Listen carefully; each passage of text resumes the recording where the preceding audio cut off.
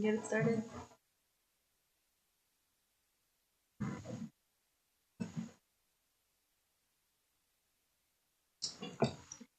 Okay, we're live. Thank you. Today is Monday, February 7th, 2022. We're here for the Orange Township regular Board of Trustees meeting. I'll call this meeting to order. Ms. Kraft, if you could please call roll. Mr. Grumbles. Here. Ms. Knapp. Here. Mrs. Faust. Here. All right. Please stand and join me in the Pledge of Allegiance. I pledge allegiance to the flag of the United States of America and to the republic for which it stands, one nation, under God, indivisible, with liberty and justice for all.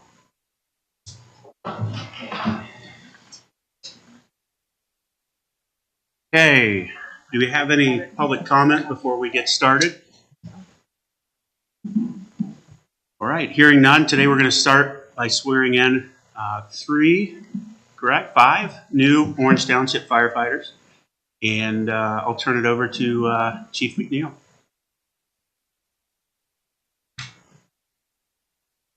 Good morning, trustees. I appreciate the board allowing me to swear in some of our new firefighters.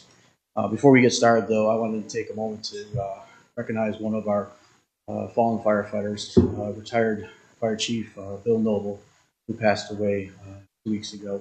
He served the Delaware County for a very long time, but was a fire chief for Orange from 1988 to 2000. He is a big reason why a lot of these people are standing in front of you, these firefighters back here, because he's the one who brought us from volunteer service to career service. So I'd like to take a moment to honor him.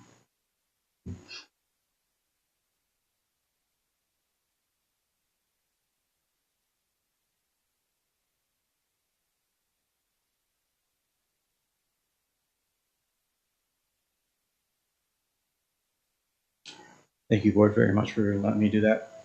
All right, I'd like to introduce firefighters that we were swearing in today. First firefighter, firefighter Jessica Shaw, who is originally from Marengo, Ohio, and currently lives in Mount Vernon. She's been a firefighter for 11 years, most recently as a member of the Central Ohio Joint Fire District in Centerburg. She is joined by her husband Jacob, brother Ed, and her aunt Lee. Next, firefighter Rocky Booth. Firefighter Rocky Booth is a lifelong resident of Marion, Ohio. His 19-year fire career began in the Navy, and he comes to us, Orange Township, from First Consolidated Fire District in Marion County. He is joined by his parents Rocky and Artie Booth and Don and Joy Scott. Next is firefighter Tyler Allball, who is originally from Westerville, Ohio.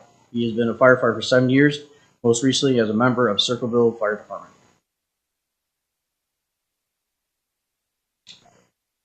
Next, firefighter Kyle Williams, who is originally from Ostrander, Ohio. He started his career as a volunteer in Scioto and Radnor Township 15 years ago. And the final firefighter we'll be swearing in today is Marcus Musser, who's originally from Meridian, Ohio, and he has been a firefighter for 8 years. I'd like to begin with a quote from retired FDNY Fire Chief Crocker, who once said, "When a person becomes a firefighter, their greatest act of bravery has been accomplished. What they do after that is all in line with the work." Firefighters, raise your right hand and repeat after me. I state your full name. Do solemnly swear that I will support the Constitution of the United States, the Constitution of the State of Ohio,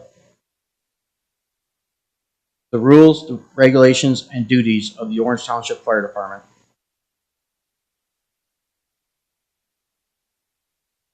Orange Township in Delaware County, and the state of Ohio during my continuance in office. Thank you. I would like to thank the families that are in attendance and support their loved ones, and also fellow firefighters. Firefighting is a calling, as many of you already know, where your support is key to the longevity of a career in the fire service. And I hope to see you in a year at their badge pinning ceremony. Thank you.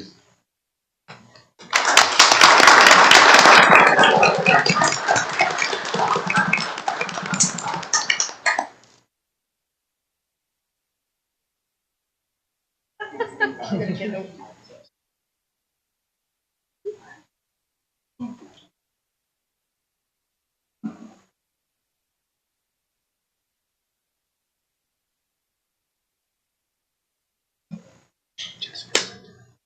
We'll get it from Jessica.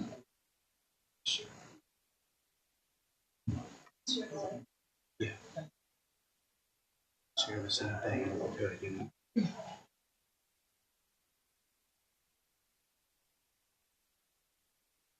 Share the same.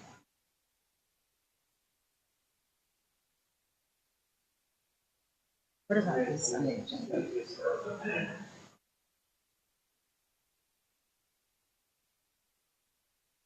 Mhm.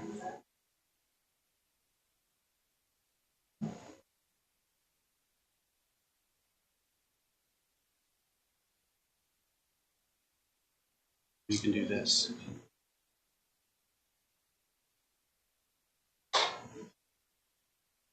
Okay.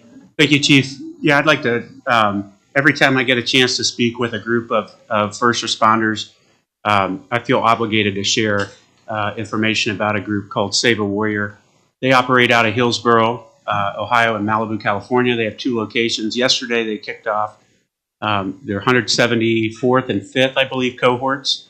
But Save a Warrior is a program that's designed specifically for veterans and first responders, and it's something I'm very passionate about. The board last year and going into this year with our budgeting and everything have made a point to, I guess, facilitate that and make sure that if anyone on the fire department feels like they would benefit from that program, they're able to go.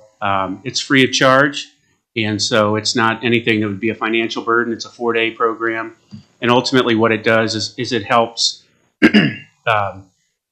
It's a process and an approach that helps deal with what you encounter every day.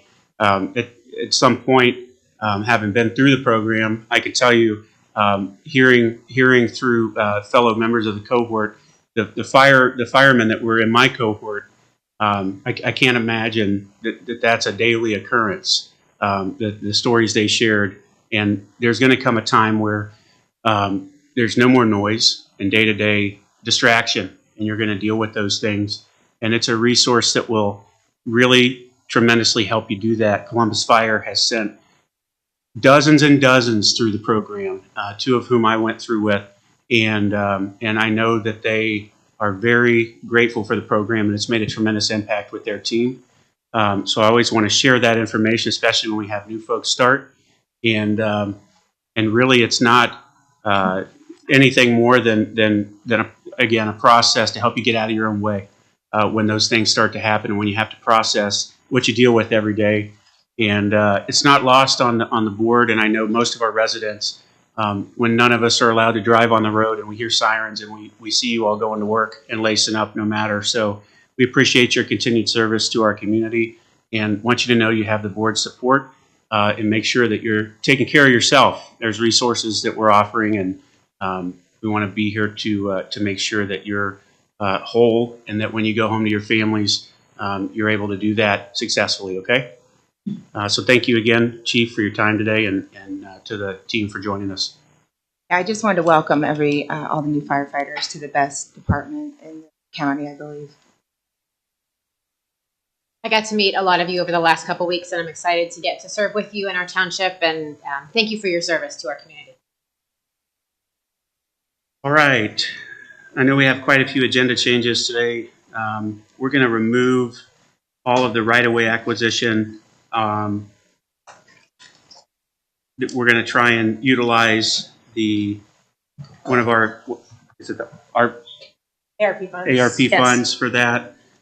So if you strike that off the consent agenda. So that'll be all the Bell Canyon right away items on the consent agenda that we would like to remove. Correct. And I know we're gonna, we have typically on item 12, the executive session, we are going to utilize that today. Michelle, I believe there's a few other changes you wanted to discuss. After the executive session, I'd like to move the BZA alternate members to the bottom of the agenda. Okay. And then potentially an old business item.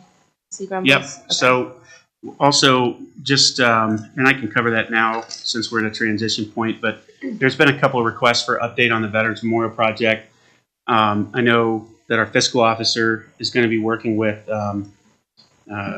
Senator Brenner and attempting to get some funding for that through the state budget. We had formal work done in the prior 2 years, engineered drawings, construction drawings, and estimates that were completed to get more robust kind of information around the project. So we have a really good idea from a funding standpoint what it's going to cost. We have a very good idea what it will look like. And now it's just about funding the project post-COVID, if you will, as that became the focus of the community and the county at large. So I'd say the country at large. So we have funds set aside now in the township is able to contribute a certain dollar amount. So that gets us just under halfway there collectively with what we need. And there's been some fundraising opportunities that have been discussed, and we're working on solidifying that. I've met with former trustee Rob Quigley and Fiscal Officer Kraft. Years ago, we were 3-4 years ago, we were working on this, and so we're going to get back to it and looking at different types of plaques and stones that we might use to raise funds and recognize community veterans or veterans throughout the county type thing. So we'll be working with Mr. Bowers. We'll have to catch up on that and make sure you're up to speed on what's going on there. And that's the update as far as that goes. Are there any questions with that or the consent agenda? What was the cost of the Veterans Memorial? It was just over $200,000 based on the construction drawings. So it was a lot less than we had anticipated. Oh, right. It wasn't the original cost like 400 or Correct. 1,000. That's great. Looking forward to having that. Yes. Yeah, the renderings are really, they did a really fantastic job on that. So now, but if we don't have those virtually on the website, it's something we could look at potentially adding. And it's the centerpiece is still the there was a student that came up with a design. And we had talked about a few different approaches for that. One granite and the being a bronze cast of it that would hold up well over time and not deteriorate. So there's just a few different options that we had looked at, and the bronze cast is something that the gentleman in Central Ohio that is a really world famous bronze caster. He's done all the stuff at Washington and things of that nature. So it would look fantastic either way. But we have not yet made the decision of the material. Not all of the material. Okay. With the construction estimate, we had just like a baseline, and then they delineated out different options. So, for example, pavers that had engraved names on those was an option. Other memorials are using actual like granite tiles that they'll put around the centerpiece, and they'll put on like a wall. Mm-hmm. So people aren't walking on them that way. And then as far as like snow and weather deterioration, they hold up a lot better. So there's several different options. It'll be a matter of what ultimately we decide. And do we have a time frame for when we get to make decisions? And we haven't set really the time frame. The state laws around funding a memorial are unique in that the township can't do a whole lot. And so it's always been limited by funding. So when the funding is there. So after we have all the Correct. funding, then we can make decisions. So the thought with the formal construction drawing and the phased approach that we worked with our engineering partners in the township on, we had several lawyers look into who does what. And because it's on township property, the township has to officially lead all of the effort, right? And so now we have a more robust kind of phased approach that we can say, hey, this phase one is 80,000, right? So we have 97,000. So do we want to start that so people can start to see it? We can help with fundraising and make this thing reality. Probably so at this point, right? The other thing I wanted to add with the tiles versus the pavers, if you have a repair, you have an addition, it's so much easier with a tile, if you will, than having to crack out and dig up pavers or, damages. If one sinks in, you got to move it and resettle it. So we'll look at that as we get closer, but I did want to share an update because I know some folks in the community, especially Orange Middle School, they have contributed quite a bit. And so, giving them an update with the new board coming in and letting them know we're not overlooking it. We've just got the past 2 years, we had a really solid start with it. I think the first 4 months of 2000, and then when COVID hit, it deteriorated pretty much all other effort. Did the law change where we can contribute more? 50,000 now. Just 50 total for the whole Correct. project? And I think it was 15 before or something like that. Yeah, and so the middle school raised 18,000, so someone would have to raise the remainder of that. Well, there's also been private donations and things like that that are all in the Delaware County Foundation. And I know our fiscal officer has worked with them to suspend the fees. We were getting pretty significant fees from them year over year. So they're going to suspend that. So it's not taking away. It seemed like we would get a $500 donation. Oh, great, it covers a year of the fees, And don't they have a rule that you have to spend it within 5 years? Or I'm not sure. yeah, we gotta look. Once we start spending it, they have different account classifications, we're in an account classification that keeps it liquid, which is why our fees are so much higher. So we've got about $38,000 in there now. So that's why I said we're about roughly halfway there with all the sources of funding. Okay. And I do believe you're right, though. When we start actually spending funds, we have more of a finite time to complete the project. Otherwise, the money goes. They don't want somewhere you. else. Yeah, they don't want you donate the funds over to their foundation to use for scholarships. Yeah, I would like to make this a priority. Yep. Sure, all of us would. Yeah.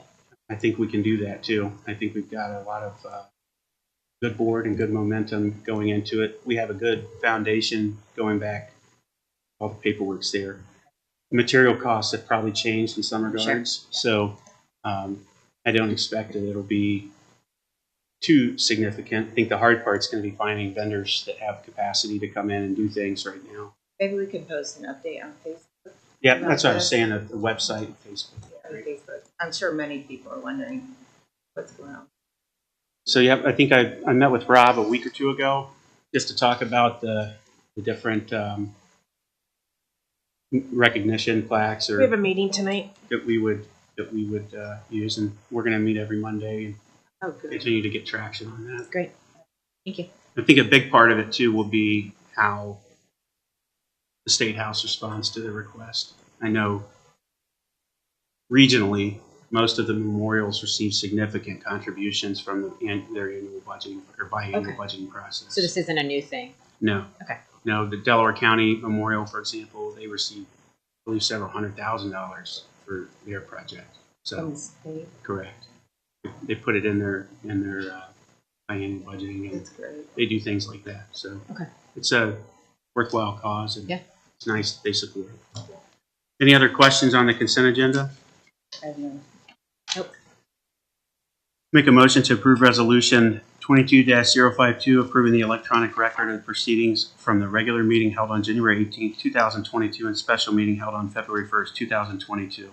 And resolution 22-053, approving purchase orders, then and now purchase orders, and blanket purchase orders as listed. Okay. Mr. Grumbles? Yes. Ms. Knapp? Yes. Mrs. Faust? Yes. All right, we're going to move the two BZA, I believe, to the end, but we'll kick over to development and zoning. Yes. So just a quick update on the zoning report. We do have our next zoning commission meeting on application number zone-21-07, and this is in regards to the BJ's and apartment proposal just north of Walmart. So that'll be their second hearing tomorrow evening at 6:30 p.m. Following that is BZA is scheduled Thursday, February 17th, and we do have 3 applications that evening. The first is an area variance for a deck over at the sanctuary at the lakes. Following that is a wall sign for the new microcom area variance request. And lastly, another area variance for an in-ground swimming pool over in the Oak Creek subdivision. That's all I have for the zoning report.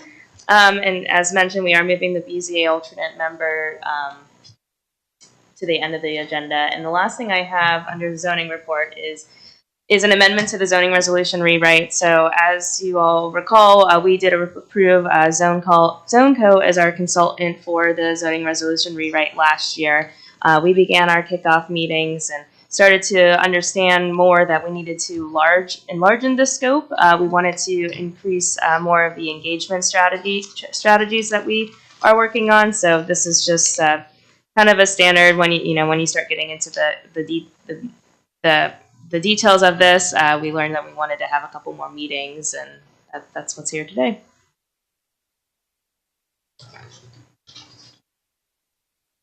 Any questions? I know this will be the second time around for BJ's application. Yes. Made some slight changes, most notably with the name. Yes, we did request them to change their development plan name, as we believe US 23 is a little too ambiguous for that project. Okay. What did they change it to? Hidden ravines. And then with the regional planning, did they provide any feedback for them or? The Regional Planning Commission meeting was held last Thursday, and the commission did recommend denial for that application. Scott Sanders, the executive director, has reviewed the revised submittal and has made a couple comments, in hopes that they could address that and see, Okay. The way they outline this denial is if the commission were to recommend approval, they hope they did X, Y, and Z, and so that's what we're working with them on. Okay. That's it for updates. Appreciate that. We have a few resolutions here, or one, I guess, until the end of the meeting. Make a motion to approve resolution 22-054, the First Amendment to the consulting agreement with ZoneCo. Second? Ms. Knapp? Yes? Mr. Grumbles? Yes. Mrs. Faust? Yes. Mr. Bowers. Good morning, Board.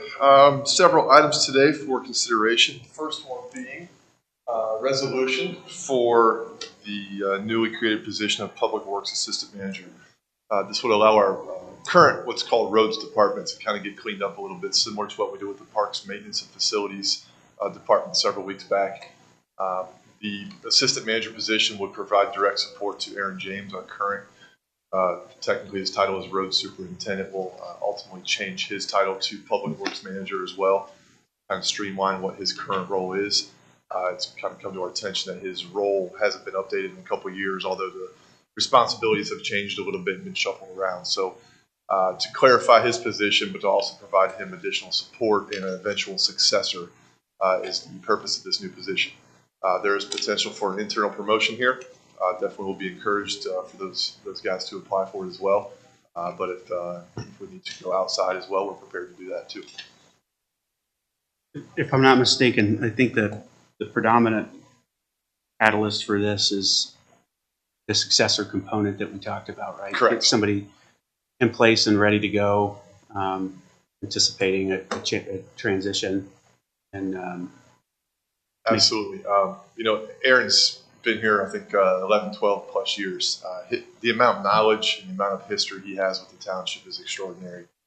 And he is eligible for retirement here in the very near future. Our hope is that he does not go when he's eligible to go. But I want to be prepared for that just in case, because when he does go, there's a huge amount of knowledge and just, history with this township that's going to leave with him. And I want to make sure he has time to implant that in somebody else's brain before he does ride off into the sunset. any questions from the board? Nope. Right. Make a motion to approve resolution 22-055, approving position description of the Public Works Assistant Manager and post job announcement. Second. Mrs. Fowles? Yes. Ms. Knapp? Yes. Mr. Rumbles? Yes. Thank you, Board. The next item on the report this week, for this meeting, is to discuss the North Road Park project. Obviously, this park has been it's kind of stuck in multiple phases for quite a while. Obviously, the fields are built, some of the parking lot is constructed. The Phase 2 component of this park project has kind of sat and been modified multiple times within the last couple of years. I think we're at the point now where I'd like to make a recommendation to the board and open it for discussion to break apart the Phase 2 into 2 additional phases, kind of split them in half. As a reminder, the current Phase 2 included parking lot expansion, pickleball courts, at one point had a parks maintenance facility, had 2 different shelters, a restroom facility, a playground, a splash pad at one point. There was a whole bunch of different components involved in this. Diversity of that phase has really caused it to drag on quite a long time with all the modifications and new ideas that have come to light. What I'd like to request and discuss with the board is the possibility of breaking that up again into to allow us to move forward with some components of that park project this year. The restroom shelter facility is kind of the big catalyst for all the revisions over the last couple of years. And I think kind of parting that out right now and leaving that by itself will allow us to move forward with everything else in that phase. So I think from a township standpoint, the parking lot expansion, pickleball court construction with the fencing to the south of the parking lot is something that the township could get on board with this year and move forward with rather quickly.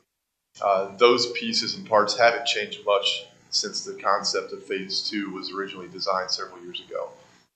Holding up progress on that while we're waiting on redesign of fireplaces and restrooms and all these different things is really just kind of stalling the whole thing. So if we can break that apart, I'd love to get moving on that this year.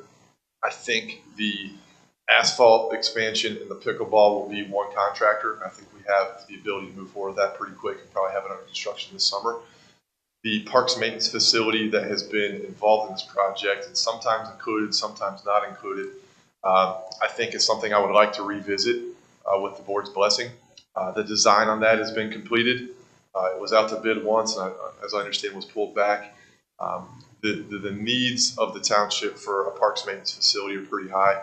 We're maintaining about 112 acres of parkland right now out of a shed down the hill here that doesn't have a restroom, doesn't have an office, doesn't have a break room.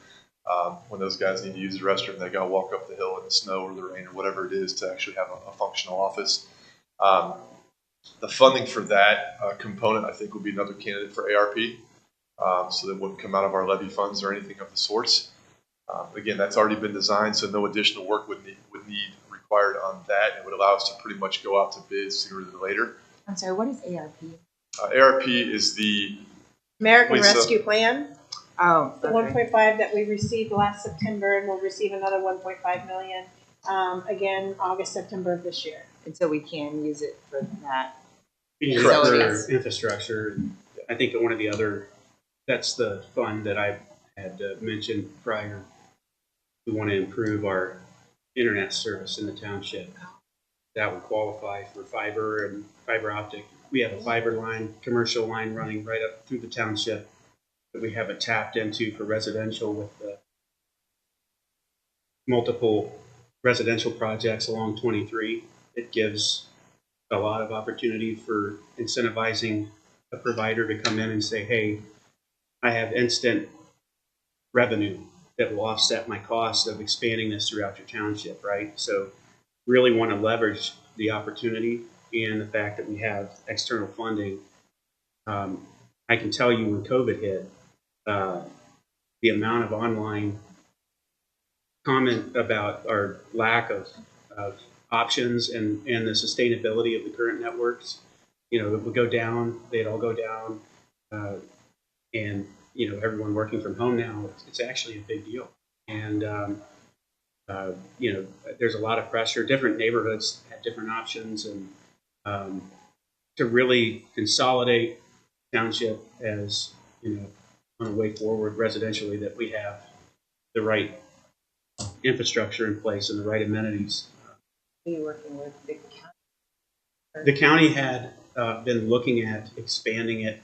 I know Bob Lamb had mentioned that prior. And then I haven't heard anything since his transition.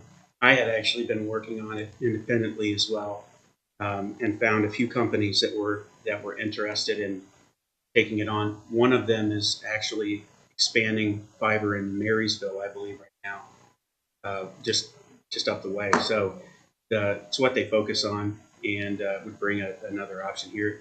They work with, I believe it's Consolidated that has the fiber line, the commercial line right now. So they've got a relationship already there.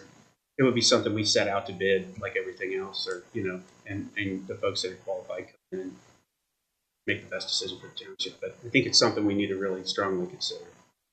So Lisa, you said, or Kraft, you said that there was 1.5 last fall and then another 1.5 $3 coming. million total. Right, about a little over 3 million total. They did, I think, Erica, Mrs. Spouse's email was sent prior to you starting, but they did change the ruling with it. Basically, we can take all that as revenue loss. Anything under $10 million that you get, you can claim as revenue loss and use it for any general services. So it's not, when it first came out, it was pretty restricted to broadband, culverts, things like that.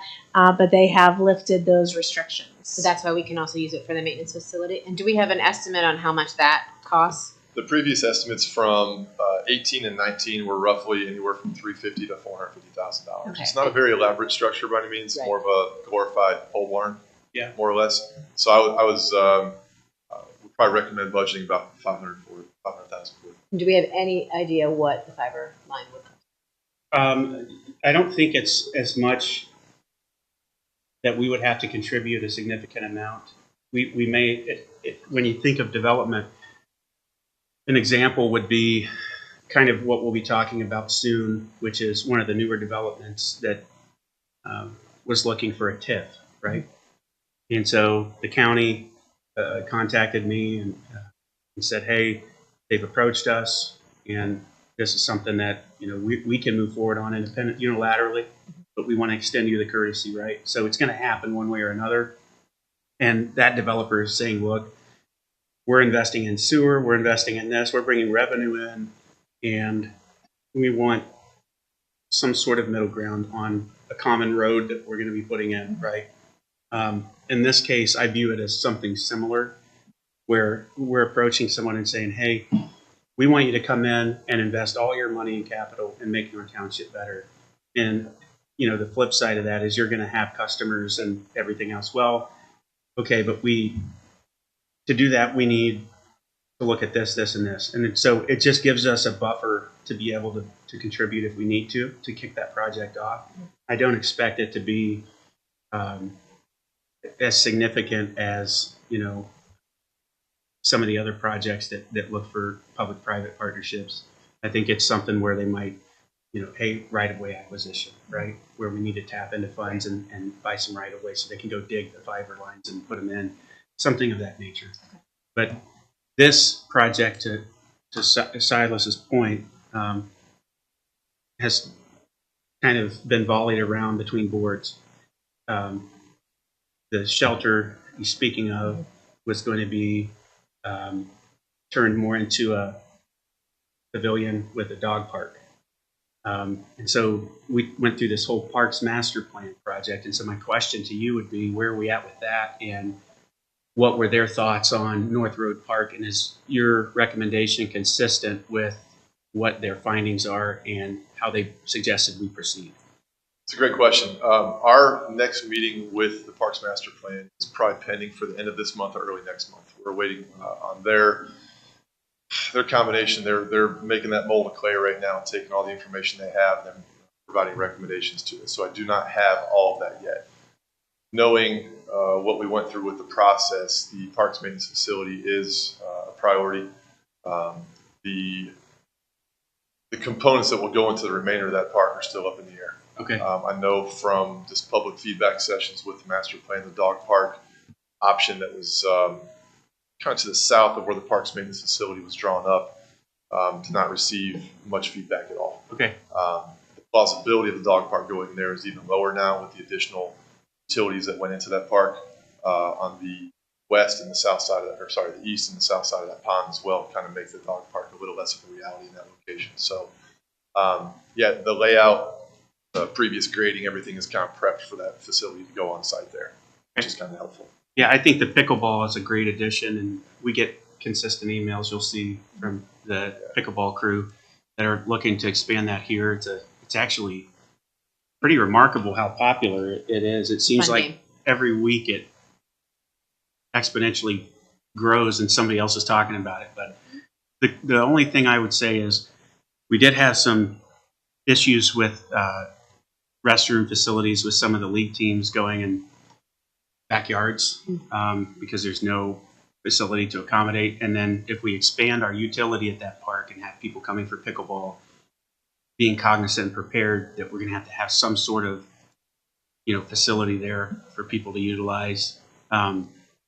Is there any way with that main facility that we could phase that actual facility and have phase 1 just be restrooms and phase 2 the other stuff? Yeah, it's very possible. One of the issues we're finding as we go through this process is that with the restroom facility, it's been redesigned multiple times. Obviously, the township has foot the bill for a lot of these redesigns and modifications that have come up over the last few years. And it's disheartening to hear that there's still more money that's going to be owed for the latest redesign. And When was it redesigned last? um, Like recently? December of 20. December of Okay. 20, Okay. earlier in 20, I think 18 and 19 both also saw some different modifications from different views. So again, the concern right now is that the consultant would like more money to redesign it yet again, to clean it up, to move forward with what is actually desired. Part of the omissions of even omitting the splash pad required a redesign because of all the mechanicals that were go in there.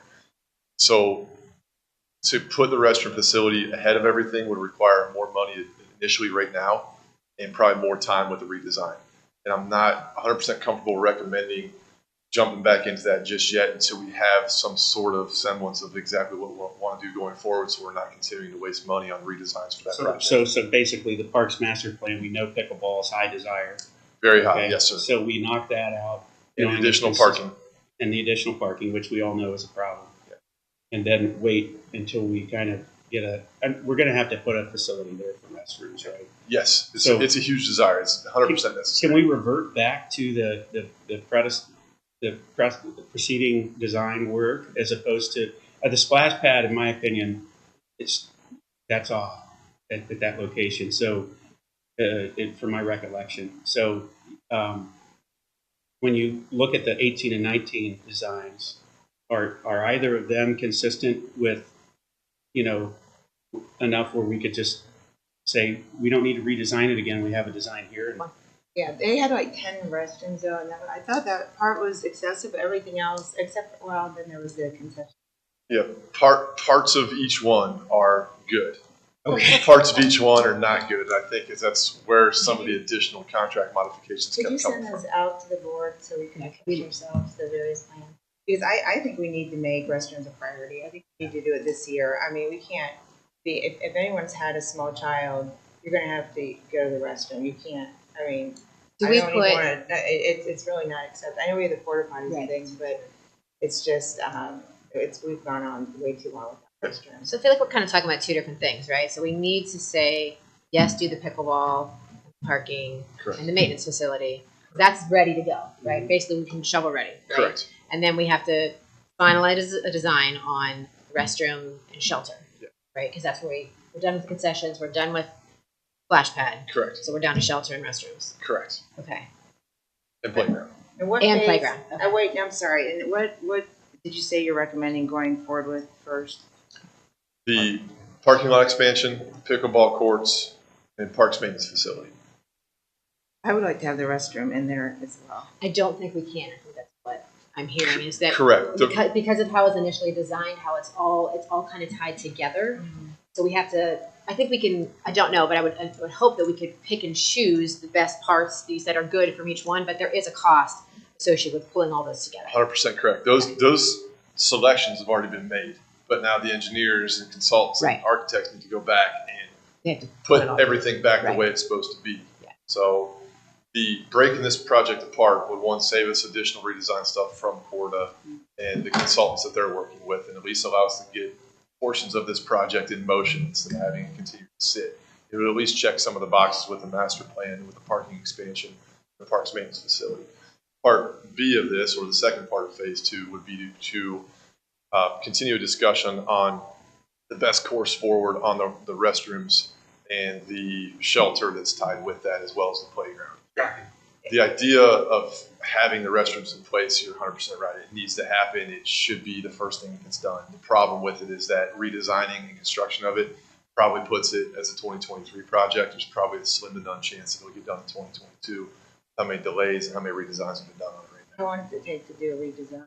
Probably looking at 3 to 5 months is what Court said. And so are you saying that the maintenance facility is ready to go? It's Correct. completely Because ready? it hasn't been modified over Yeah, the we years. haven't That's changed the that. original one from back in. Yeah, the parts I want to move 2018. forward with have not been modified at all over the years. So if we say yes today, when do we think we can see those first portions completed? Do you think? I would say early summer, late spring, depending on construction of, obviously, I would contractors. still like to look into the restroom though, because the maintenance facility is mostly for, employees, but the restrooms would actually be for our residents. Correct. We would probably be looking at one more year worth of Porta Johns.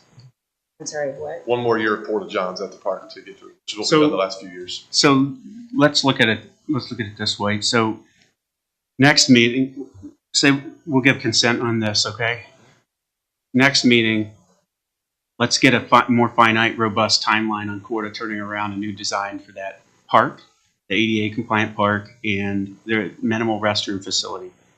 So they would need to do a new drawing. They're going to utilize some of the old stuff, I'm sure. Cut it- Partially, yeah. yeah. One of the issues with the old design, pardon my lack of ability to describe this well, but they had an inverted roof with the mechanical chase in the middle of it with a dual fireplace on it. With all those mechanicals coming out, now there's no tower in the middle of it, and so now an inverted roof just dumps everything in Yeah. the middle, so there's no plan. So Wasn't there a rain garden or something? on one of the shelters there was, yes. On That's gone. the ends of it, yeah. It's an It's been a odd while. it's an odder design, and You're not a fan of that design? I don't hate it. I definitely think it's worth doing right if we're gonna sink. Yeah. You know, What about You're- go ahead. I think your concern is more on the utility of the design with what I'm hearing, things located where they're dumping a bunch of water and such. yeah, there's It's a lot an more. unusual. There's more time design, spent on yeah. architecture than there is on functionality. Correct. Yeah. So if they can take a swing at giving us an ETA on that design work for the next meeting, 2 weeks out, and also a cost estimate so we know kind of what we're looking at. And then that way we can quickly move. The other thing with this is having been around construction at a commercial level, there's always scale, right? So if they're in doing roads and parking lots and pickleball and building a shed, if that's the same contractor that's ultimately going to build our restroom facility, and we may have some savings and efficiency involved in that we can tap So into. we So could put it as an alternate. yeah. Put the restroom as an So alternate. I'd just be interested in having more information from Corda on what reality is Yeah. for the next meeting. So I have no problem personally giving you consent to move forward on the first phase today. Okay, I And then appreciate it. for playground, it's a couple years out. You think? My hope, again, just going through the process, I think the most realistic thing is, again, with this, even adding in North Orange Park, the parking lot that we did this year, and got that flipped around within a couple of weeks, and obviously a perfect storm. Getting the asphalt work and all that stuff done, all the grading will be quick and easy because it's already ready to go. The redesign from Corda and their subs, we're looking at an additional $45,000 to $50,000 right now is what they want to For the redesign all that, and probably Playground, bathrooms. and- playground, Everything. restrooms, shelter facilities. And then again, another $45,000 to $50,000 on top of what we've already paid them for all these redesigns. And then We'll have to pay that roughly a sooner 3 or to later. 5 month window to get We'll have that. to pay that sooner or later, right? I'm sorry? We'll have to pay it sooner or later to redesign it. correct? Potentially, if we stay with the current design.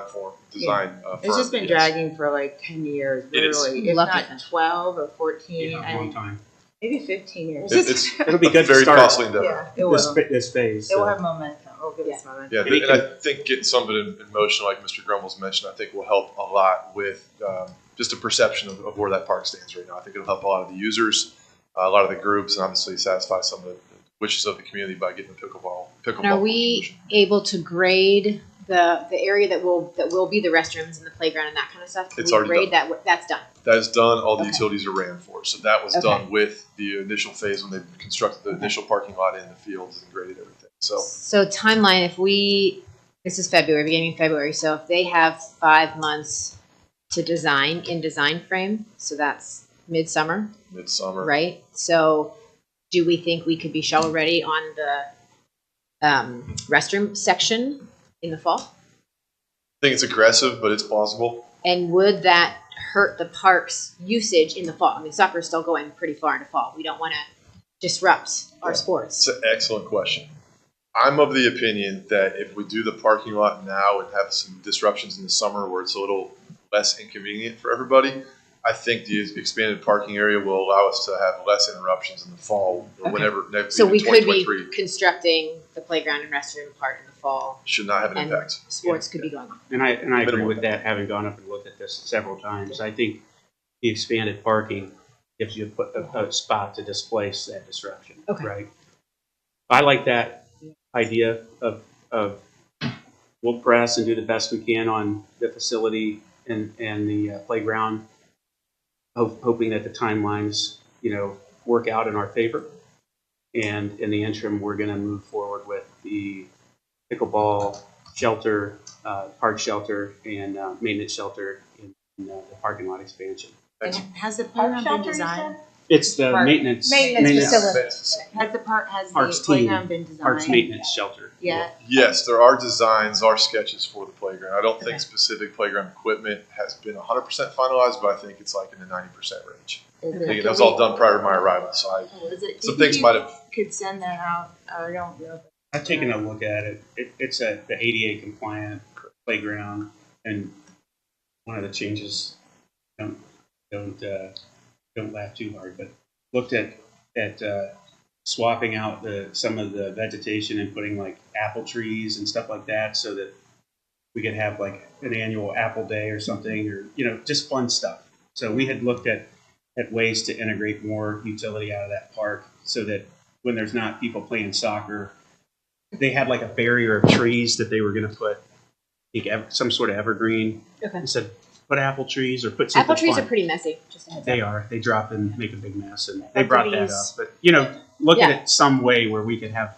More fun. use out of it, yeah. We can't have orange trees, unfortunately. So Yeah, there's a ton of landscaping What I design have that in needs trees done you at this can't park. tell. Okay. There's a lot of landscaping can be fun to draw stuff on paper and make it all nice and pretty, but When it makes a functionality and mess. maintenance Yeah. of it can be a nightmare. So I think there's a lot of work around the playground and around the restroom facility. Could you that send probably- the playground plans out? I don't think it I haven't been around. Do you have hard copies or do you have electronic? both. Probably. Could you send this to the board? Because having been gone for a couple of years, they had a plan. Actually, remember before I started, you had brought up a point too with line of sight concerns, because I think the playground was surrounded by like arborvitaes Yes. and so being you'll able to lose see your your children. kids. Yeah. So you had brought that up at a board meeting. I remember that, where you said like, people are out in the field, they want to see where their kids are. Right. That's where the apple tree thing came up. You move them out, and that way there's still vegetation, but it's not blocking the line of sight, or some sort of tree that's not so deciduous Right. that it's, blinding. Yeah, I'd like to look at those plans. Yeah. So, And I'll help in any way that I can. so you all give consent then to move with Yes. the first phase? So I have consensus to move forward with discussed changes for North Road Park, including parking lot expansion, pickleball courts, and township maintenance facility. Correct. Yes. I have consensus from Mr. Grumbles, Yes. Ms. Knapp, Yes. Mrs. Fowles. Yes. Thank you. Thank you, board. It's exciting to move forward with that. All right, next couple things. We received our estimate from the Delaware County Engineer's Office regarding the 2022 road improvements. As expected, Aaron did a great job putting this together and narrowing down some of our most dire needs within the township. Our budget or our estimate from the county engineer's office is a little under $900,000 with contingency. Our goal was to keep it under $1 million. That's funded partially from the road levy, partially from gas tax, and partially from the permissive motor vehicle tax. So that allows us to not tap into all of our resources that are available in the road appropriation, but to kind of keep a consistent $1 million level annually. If something comes up that's above that we need to get to, we'll still have a little bit of wiggle room to squeeze more in. So this resolution is just to approve county engineer's estimate to allow them to move forward with the plans for 2022. Not included in this is the OPWC grant for this year, which is for the Park Lawn Drive and surrounding area near Elm Creek Elementary School. We have another roughly $400,000 or $500,000 worth of paving work that's going to go in there, including ramps and gutters and everything. And I do want to elaborate a few times to help catch up with issues here. This is a great example where Aaron James, right, where his knowledge and kind of tenure comes into play. When I started, I went through this with him, and he has this massive kind of list of every road in the township, and he personally goes through with his team, and they inspect the roads to determine and kind of stack rank them. Mm-hmm. So annually, with our $1 million, which need the repair, and he keeps tabs on that, and it's kind of a less formal method, but it works. And so that's a great example of kind of a transitional item that we need to make sure we keep up with. And thanks for your work on this. I know it's a lot of effort every year to come up with the roads list and make that right. Any questions on this? Make a motion to approve resolution 22-056, authorizing execution of the Delaware County Engineers 2022 Orange Township Road Improvement Construction Cost Estimate Agreement. Second. Ms. Knapp, Yes. Mr. Grumbles, Yes. Mrs. Faust. Yes. We'll figure out this We're all saying call thing. Thank you, Board. I will add on that the county is unbelievably great to work with on the road project. They obviously do a lot for the entire county and all the other townships, but they are have a very good system down there, a breeze to work with. So, wanted to add that as well. All right, I'm sorry to be so long-winded today, but two more things for you. First one being just a minor update on the, I know since we got all the snow this past week, everybody's worried about the pool, so I want to make sure we got opportunity to get the pool in front of everybody for the discussion too. To get season pass information out, I just want to put a consensus before the board, a little discussion if necessary. I'm not proposing any changes to our fee schedule for this coming year. With season passes, we do have a couple of tweaks we want to make and put forward for our night swims, as well as our daily passes, our resident daily passes. Last year, obviously, Township went to, after COVID ended, Township went to a procedure where only Township residents were able to utilize our aquatic facility. The feedback on that through our survey was incredibly positive. We put out about a 30-question survey just to get all kinds of feedback in different areas, concessions, passes, anything under the sun, hours, swim lessons, all that stuff. And I think these minor changes with the rates of swim pass, daily swim passes, as well as our night swims will help us recoup some of our costs. Lisa, I don't know if you have any comments about last year's swim season from a fiscal standpoint that we should throw in, but we are hoping to do more with our night swims this year. I think some of these changes in the fees will help us offset those for our non-members. No, last I looked at it, and it was probably a month or so ago, you were you were still in the black, so that's good, because we have been running in the red with the pool for the last couple of years, and it's one of the reasons we have a park levy, right? But I think last I looked, you were still in the black, so I can get you an exact number and send it out to the board also. And our hope is going to be to remain there as long as we can. Obviously, there's going to be some years where some mechanical things come up or repairs come up that are needed for us to tap into some parks levy money. But my hope going forward is to try to make that as sustainable as possible.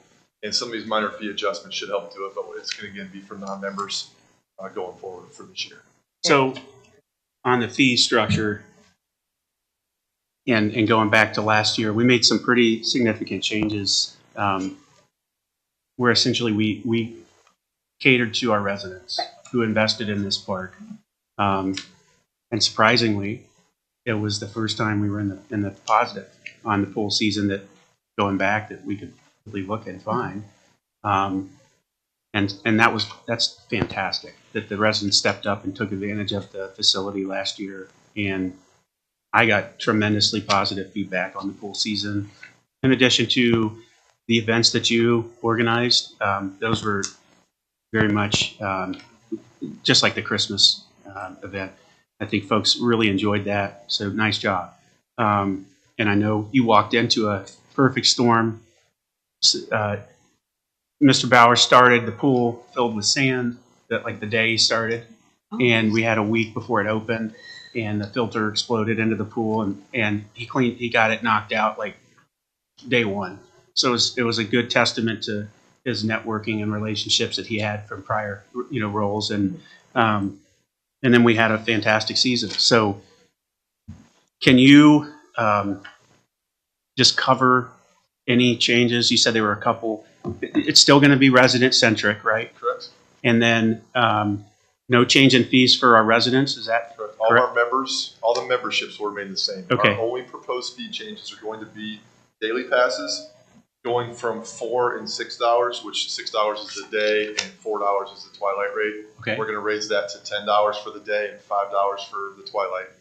And then our night swims right now are $2, which from our surveys and from our own in-person research, as we've recognized that $2 charge is $2 babysitting charge, parents dropping off kids by the car full, and there are 300-400 kids at the pool and nobody else there. So to try to mitigate that, and also considering that we're doing DJs and music and some additional events with our night swims, we want to raise that $2 to $10 for non-members. Okay. Members are still free. Okay. It's still part of their pass, but the non-members go from $2 to $10 to help offset some of those extra dollars we're putting into the events. And that's in line with when you drop your kids at Gym Extreme or when you go to Open Skate, which, that Friday night. What is that fee called? Is it called night swim fee? Yeah, it's called night swim. So I wonder, can we modify it to be just a special event? So if we are doing more programming with our swimming pool, that just might be able to cover There's a all special of that. event fee. Mm-hmm. Yep. I Yeah, think it's that's an adjustment in our RecDesk software that will allow us to essentially be like a daily pass for a special event, like Michelle mentioned. And by the way, RecDesk, we had quite an ordeal getting that. We started it and then didn't have to use it, right? Well, Because of COVID? I think the laws and things. We initially had expectation that we would have to use it more stringently than we ended up. They laxed some of the requirements as far as like head count go. Right at the nth hour. Right. And that's great. But through that process, the benefit I think was we really learned the functionality of our tool, our software that we had invested in, and have found increased utility out of that. So to his point, where before we were stressed and kind of, how are we going to handle this change? Because it seems simplistic, but it's all manual. Well, not really. You can go into RecDesk and very quickly modify so that as our residents and visitors are interfacing with that, they've already registered, we can communicate, they'll see all the changes. So it's been great to have Silas's leadership on that as well, where he's come in and really had the team embrace our tools, learn the tools, and now apply them. So I'm excited about that. I'm fine with the fee changes. So what are those changes in writing somewhere? Did I just miss them? There should be in the backups. If not, they're I didn't see well, it. they're- I didn't I see think him in the we have back. to pass those via we resolution? need a resolution to update the fee Yeah. schedule, so that would probably be for the next meeting. Yeah, I just want to see Yeah. what's being proposed though. Could you email those out to us? So you said what are the recommendations? The daily pass, daily pass is currently 6, go to 10. 6 for residents. We only allow residents. 6 residents. for Okay, so- non-members. Non-members. And that is consistent. Like if you go to New Albany or Powell, their rates are like I think I paid $12 in New Albany. Yeah. But My sister-in-law paid. Can I, as a resident, bring my friend who lives in Polaris? Yes. You know, Yes. like, okay, but they just have to come with a And resident members are allowed to purchase daily passes for residents. for non-residents. Okay. And another question. So we talked about us being in the black this year. How was our membership roll? Like, did we have lots more families join last year than had the previous year? Yeah, the breakdown Like 2 years, I is a guess. little foggier because, as Ben mentioned, the rec desk We was not changed in play in 19, which was the last year the pool Right. was open. There was a little more of a Excel spreadsheet Like a type of spreadsheet, right. documentation. Yeah. So I know Lisa in Fiscal has a bunch of those records, but Okay. ultimately our family passes were way up. I think in the backups there's a summary of the membership numbers of how that all broke down this year. But a ton of family, anywhere from the 4, 5, and 6 member families jumped quite a bit, it looks like, from Okay. previous years. The addition of senior or grandparent passes and caregiver / babysitter type passes that you can include with your family, those kind of went up as well. So Okay. I think the accommodating nature that the township went to for the pool passes really helped a lot of the families in the area and our residents, obviously, to encourage them to buy a pool pass, which is great for the township. It's a great, very highly regarded asset that not very many townships have the ability to It's have. very So we're cost very effective fortunate. compared to other townships. Yeah. Or like Typically, it's something we Elite see in facility, I cities. would say. Yes. It's Yeah, very much. remarkable. I'll be interested to see if there's a difference this year, as you know, obviously we did nothing in 2020. We did more things last year, but not everything. And I feel like, just how I'll be interested to see how the numbers pan out. Start to calibrate Yeah. the new normal, if Yeah. you will. Yeah, I agree with that. And I'll add from our survey we put out too, I think feedback and the minor changes that were made, they were all met very, very positively across the township. And very excited to see what this year brings, but I want to get this out ahead of time. Yeah. One other thing I'll add too. Wait, This is, well, I still have a question. Sorry. So you said the fees were $6. This is why it would be nice to have this in writing. You said the fees last year were $6 and $4, correct. and now you're raising them to 10. 10 and 5. Okay, I mean that's a huge increase.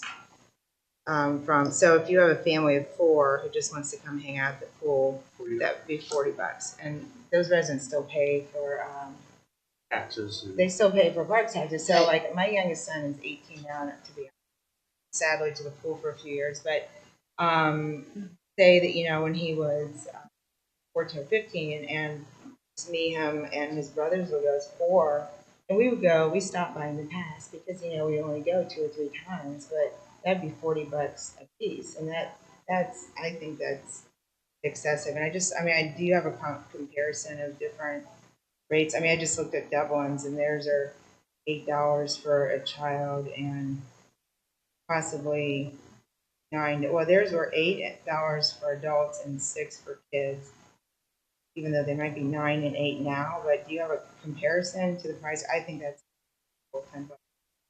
Yeah, I can pull the comparisons up and put those in writing as well. So let's look at a couple of options then for next meeting if we can.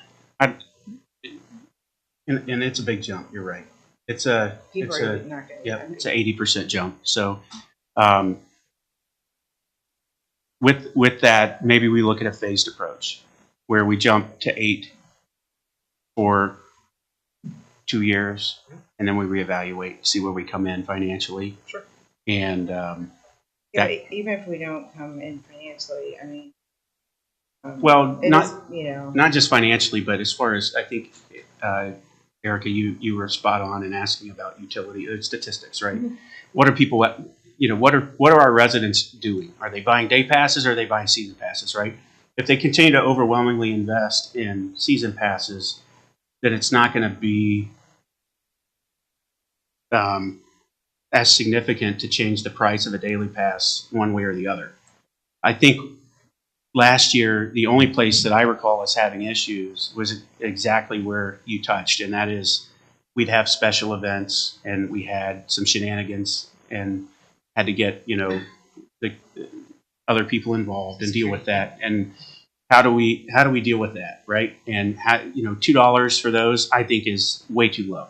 And I'm okay moving that to our consistent rate price, and I'm okay with $8. I'm okay with 10 as well, but I do agree that it's going to be quite a bit of pushback, and it's going to be a deterrent for people that may just use the pool a couple times a year. So And we serve those, the thing is, we serve those restrooms too, like for like Delaware pools, it's like $7 a day. And that's the thing is if the argument is, well, most people buy pool passes, so the few that aren't buying daily passes, the people that are buy daily passes, then it's insignificant anyway. Correct. Because, I mean, I that's think my point. we serve the residents, and like I said, I think that's just outrageous. If you want to go to the pool twice, 3 times, it's $125. So I don't think that's proportional. I think it's discriminating against residents who don't go to the pool all the time. And I think there's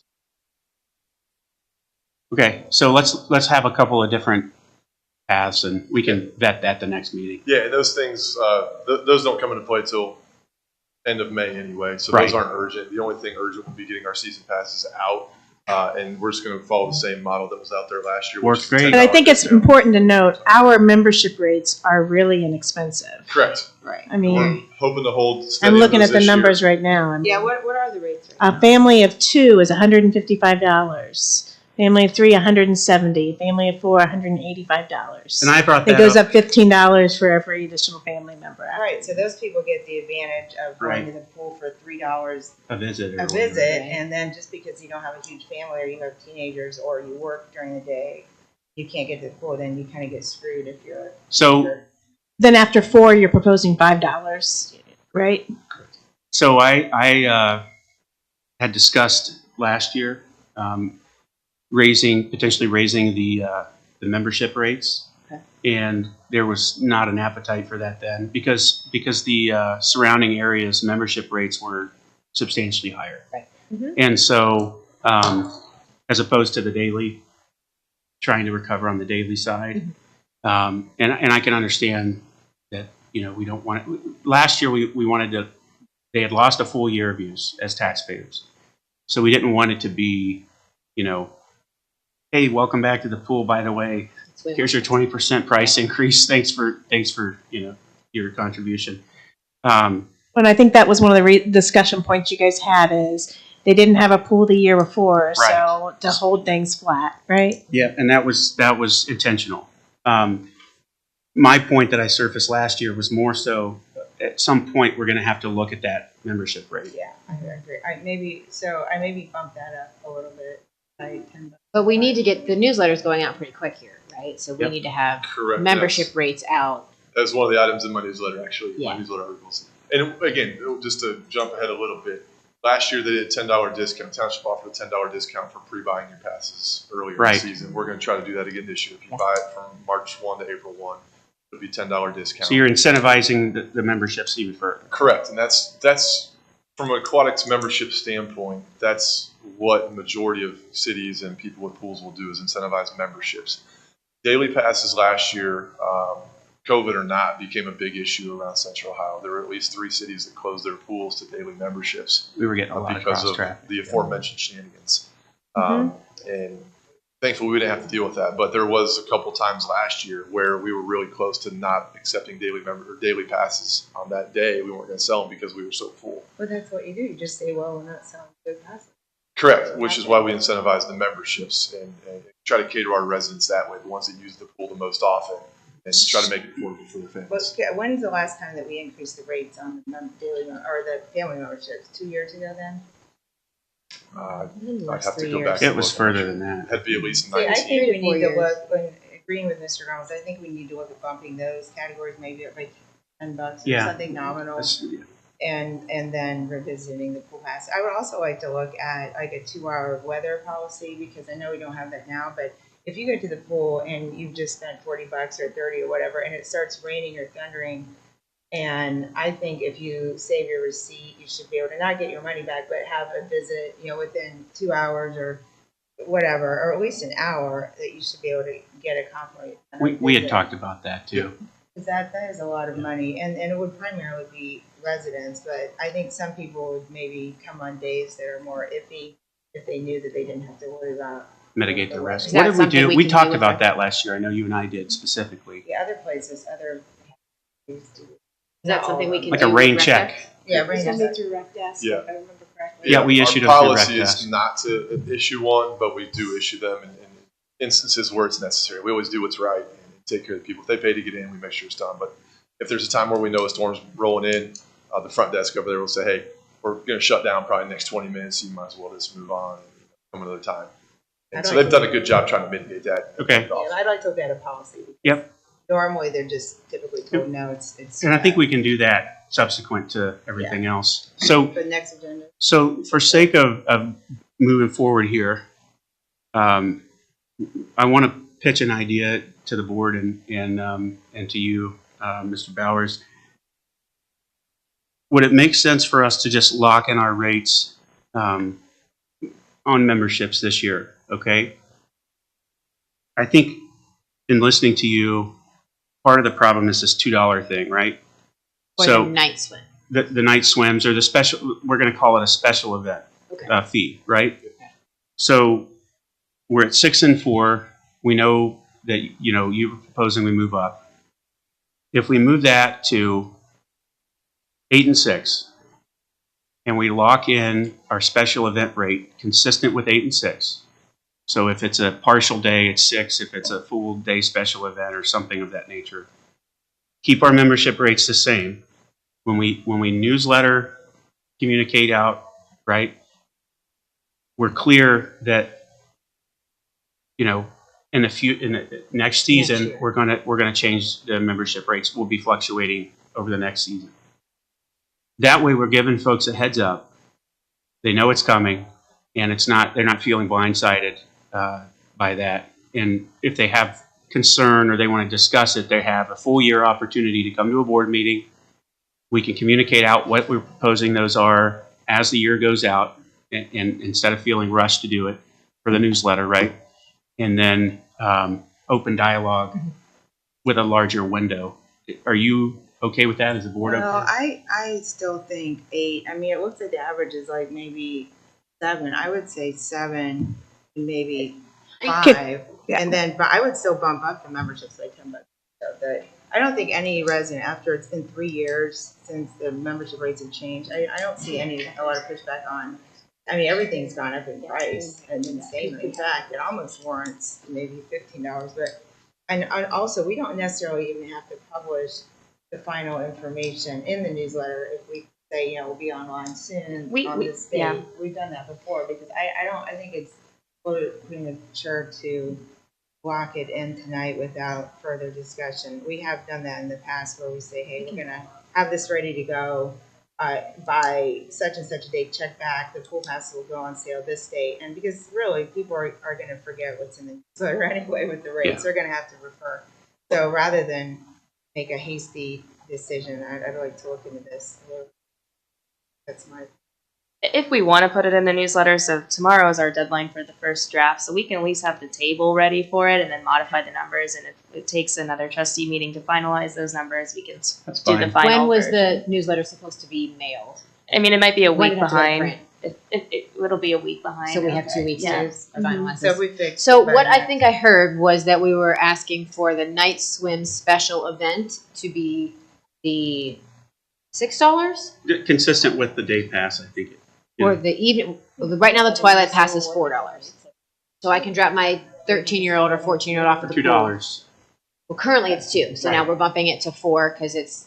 No. I think 10. if we, yeah. I mean, That's my what we are. proposal was simply Okay. lock in your special event price today. And that's the $10. Whenever. Right. Whatever it is, $8. You know, if our daily pass, if we say it's $8, okay, for a full day, then that would be your special event price, the top end.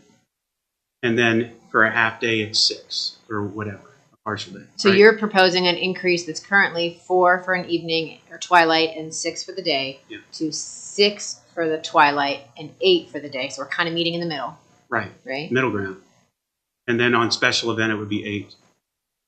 And so that way, you know, we can focus on that. And either way, I think if we raise the rates for membership or not, communicating that to residents is critical. You know, Yeah, but even when you communicate, doesn't mean they're going to accept it. You know? that's fine. Surprise! I mean, it's going to double. But if we're going to raise the rates, that would be 30% increase then for daily fees if it went from even 6 to 8. So then. Or 7 and 5, whatever it is. Yeah, but I'm just saying that proportionally, maybe can you imagine a 30% increase on top of the season fees? And people would Panic, yeah. Yeah. You're talking $30-$40 there. When we raised the season passes the last time, do we remember how? Did we? It hasn't been raised in at least 2 to 3 years. Was it by $5? Was it by $10? Nah. probably It was $10. I mean, they haven't been raised since at least 2019. It was 10. So, and I would just like to just remind everybody, we cannot do this rate increase without a resolution. Okay, and I really think, I mean, nobody else has published their 2022 rates yet. My gut is we're a little premature. Let's just see what the other communities are doing and make There sure we're in line. Let's get some data and facts around Powell, for example, or Westerville, or Dublin, or Delaware. Let's just get some data and facts around this, and in the newsletter, just say, hey, we're working on this. More information to come. So That's fair. Yeah, or we can wait, like Michelle said, for 2 weeks, right? Push the newsletter date back. Yeah, and but put it in I there. guess to Craft's point is if we don't have the data to compare the 2022 numbers, we might not, even if we wait 2 weeks on the newsletter, we still might not have those comparisons. So if we put in the newsletter, hey, we're working on our pool pass fees structure, and then on our website and Facebook, we can finalize it. Encourage them to create a rec desk account. And then I think if I'm not mistaken, once they're in the system, if we go into rec desk, we can send out a communication blast from there that says rates are solidified, here they are. So the Correct. newsletter that will come out sometime here in February. When is the next newsletter come out? It's typically seasonal, so Okay, so not till summertime. yeah, we would need Okay. something if we want to talk about the pool. But in our newsletter, it needs to be this next one. Okay. And the only thing I have proposed in the newsletter right now that I've written up is just the sale of season passes will go on sale March 1st. It's $10 discount through April 1st at regular prices. And that's- It's the only that's thing I fine. have in there right now. That's fine, I think. So we don't have, because in the years past, the newsletter would come out with the pool pass application. I would keep it, bring it in, fill it out. So we will not include that pool pass application in a hard copy newsletter that's getting mailed out. Yeah, For this everything's year. done online now. yeah, we don't do the pool pass applications. It's no longer on paper. Yeah, Okay, it's all cool. online. All right. And that's what I was saying. I think that'll work. We can just say, hey, the main thing is that they register on rec desk. Once they do that, the township can communicate. So we'll focus on that. And what did you say you wanted to put in? Just when the passes go on sale. That's it. Season Yeah. passes go on sale and then the early bird The discount date. at the township. All right. I think we finally We have got a a consensus there. But all good points. Hey, that's what we're here for. conversation, right? Everybody contributed there to where we ended up, so that's good.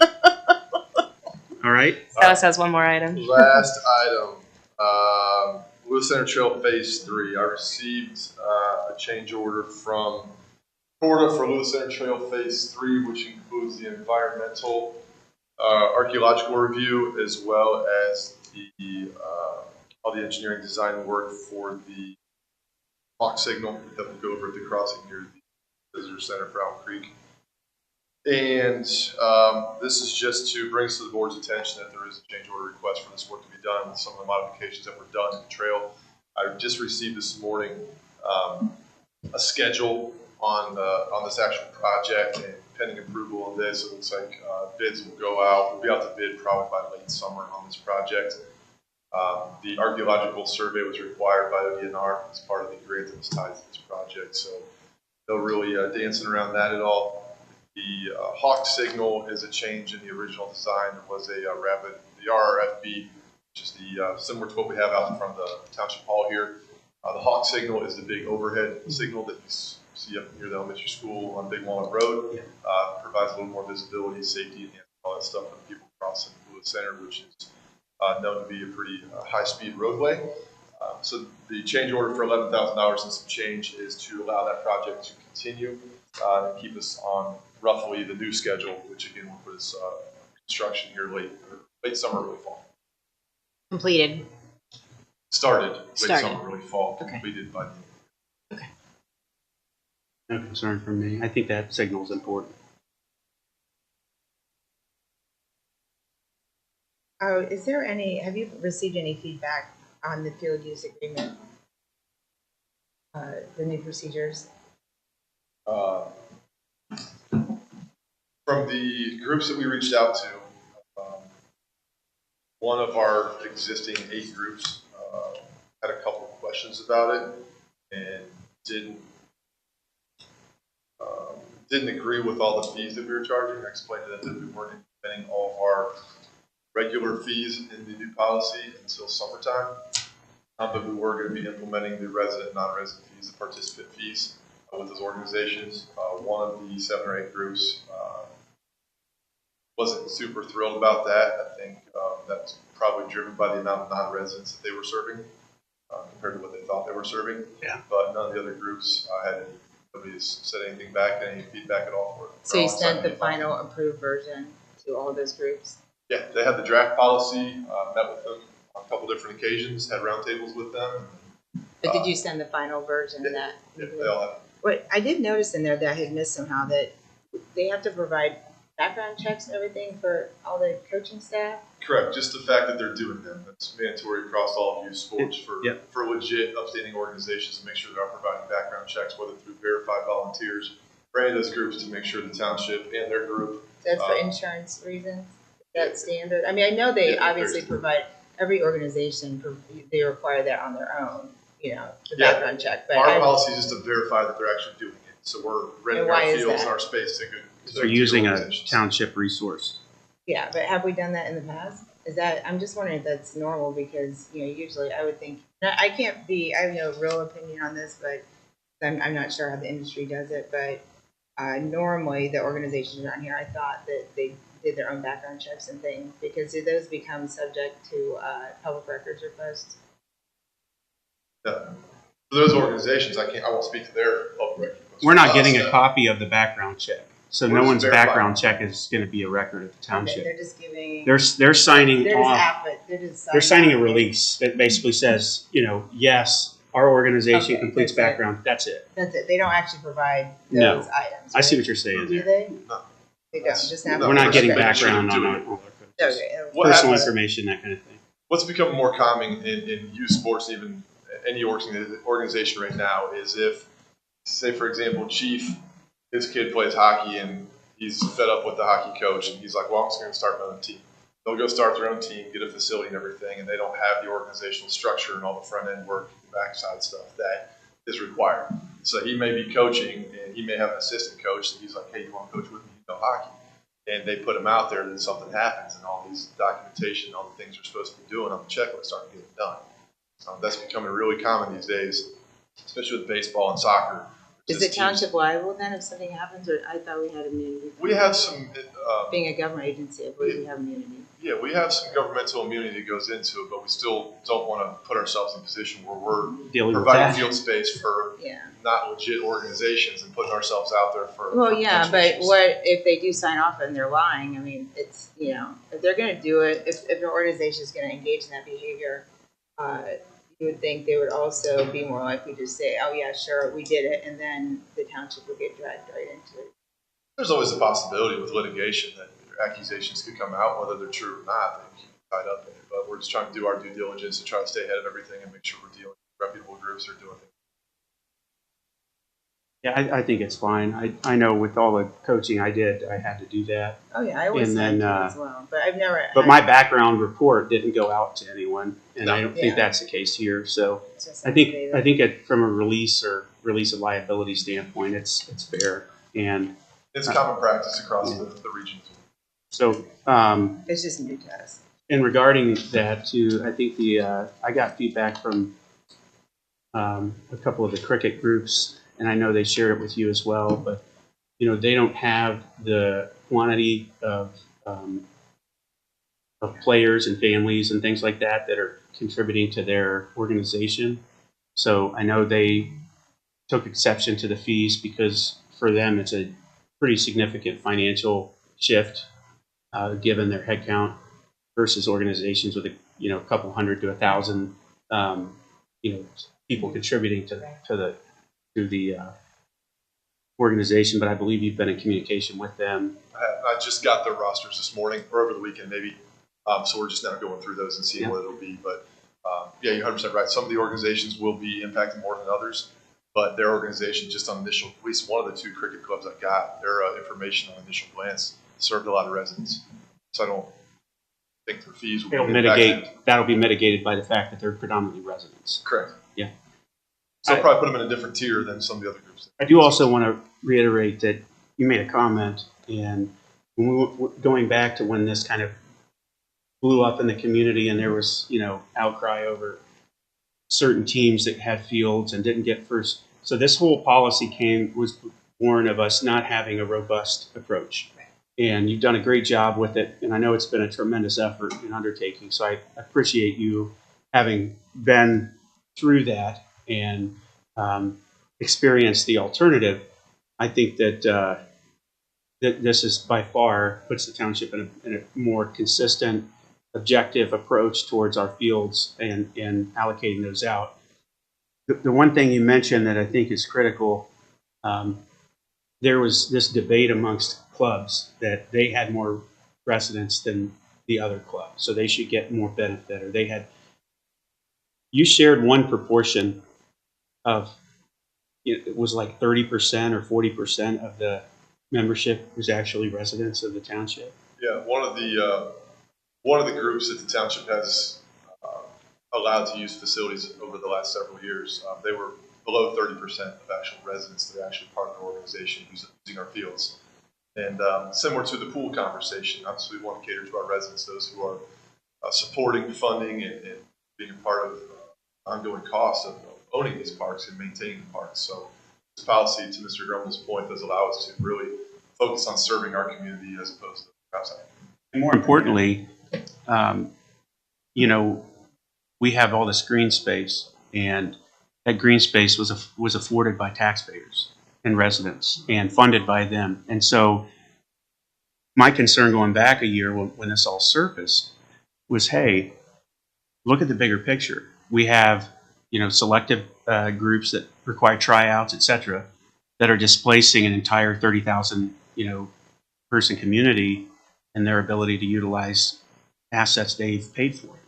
And so, bigger picture, that's something that we have to be cognizant of, right? And so, I had concern over the mix of, resident versus non-resident, and the number was far lower than I expected. But it I think goes to reiterating that a change was in order. Yeah. And I think, to have a group that has less than 30% of its network or membership base actually living and residing in our township, being the most outspoken and critical of our process, I'm okay with that.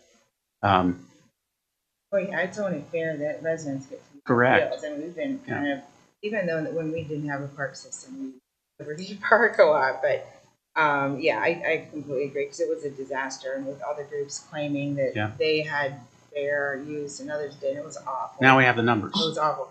But so I'm reading the field use policy. It says criminal background checks are required for all organization representatives, including coaches, volunteers, staff, board directors, members, and committee chairs. The process used to conduct such tests must be approved by Orange Township in advance. Results and documentation of all background checks conducted must be submitted annually prior to the start of each season and prior to the commencement of any new individual representing the organization throughout the year. The township reserves the right to conduct an additional independent background check for any individual and may determine the eligibility of participation or representation based on the results of such check. So right here it says that this is what I was talking about, that they do have to submit all of these very intrusive items. All these people need to submit that. And you just said that they didn't need to submit it. They have to submit the process they do, and they have to pretty much prove that they're doing it. Any information they provide us that's part of that is stored, for instance, the public record side of it. It's all redacted information, none that's public. But it says the following requirements and documentation must be submitted with all league applications. So they do need to submit all this information. I find this extremely, I apologize that I somehow missed that part of it, but I think that's, so if I'm a coach for OIA like it was years ago, I get to submit my background check to the township. Well, I think the league does that. They have to do that to be a coach for the league. So the league will submit. So I think what you're saying township is that the league would say, here's a list of our coaches, et cetera, and here's the confirmation that their background check was approved. Correct. So when you do a coaches list for Like youth the sports. form that I get when I submit mine and it comes back to me and it No, it's says, not what it says here. Result and documentation of all background checks conducted must be submitted to the township annually prior to the start of each fall season. that's the result that you're Yeah, talking So about. what that'll look like is like a roster, almost like a class roster. It'll have the name, it'll have a check mark whether they passed or not. If they were flagged, they'd be flagged by the background check provider based on this criteria, whether they follow a school district policy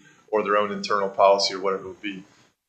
The roster that would come to us would have a list of, let's say, 50 coaches and whether they were flagged or not.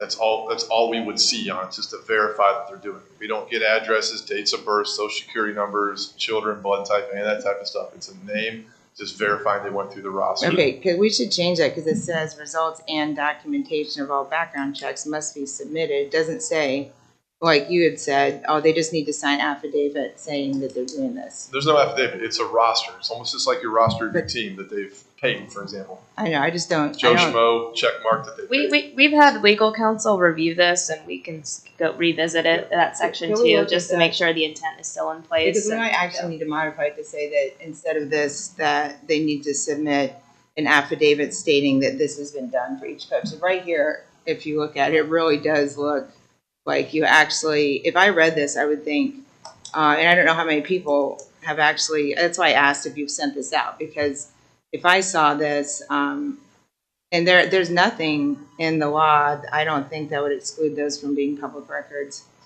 if they were submitted as a part of the decision-making of the rentals of the field. I believe there is, as far as like I don't, the personal, the PII and things like that would be redactable. You can't include that in anything. well, you can, right now, if any of us have criminal background checks, I believe that you can. If I can check, if Silas and I can look at the text together and check with counsel, This is we'll report back worrisome to it. Okay. If you have an example too of what somebody has sent you, that might help. Has anyone sent anything yet? One of the groups has sent all the coaches. Okay, So, that's a good idea. yeah, just a something that'll help us clarify what. The other thing is our interpretation may be different from the industry's interpretation of it, so we can clarify that at the next meeting. Yep, no problem. Did I clear this up with the resolution on the change order? Make a motion to approve resolution 22-057, authorizing the Director of Operations to approve the amendment with Court of Nemeth Engineering regarding Lewis Center Trail Phase 3, and to execute the amendment contract and agree to allow the fiscal officer to appropriate the necessary funds as required. Second. Mrs. Pals? Yes. Mr. Grumbles? Yes. Ms. Knapp? Yes. All right, thank you, Mr. Bowers. Chief McNeil. Hi, good morning, trustees. So just a couple things on the agenda today. First one is just new personnel. Comes with transferring their sick and vacation accruals. So first one would be the sick leave from their previous employers for Rocky Booth, Shay Schutte, and Jessica Shaw. I would like to add for Shay Schutte on the second one. That needs 061. That needs to be updated. I apologize. It shouldn't be 360 hours. It should be 898. It's correct in the bottom. Top though, it was 360. It also says 360 in the And resolution the 360 is saying that that's the limit. That first itself. 360. Okay, got it. So that's probably I accidentally. Now Mr. Booth, he has 360. He actually had 1148, but it's up to 360. So his is correct. But Schutte's is wrong, so it should be 88.98 as it says in the bottom. And this Jessica Shaw for her $120 for sick leave. So, and then following that is a vacation, which is based on their years, months that they have served a prior township. That all of them come from a township or a consolidated township. Still a department that's consolidated under 3 or 4 townships serve that those communities. So.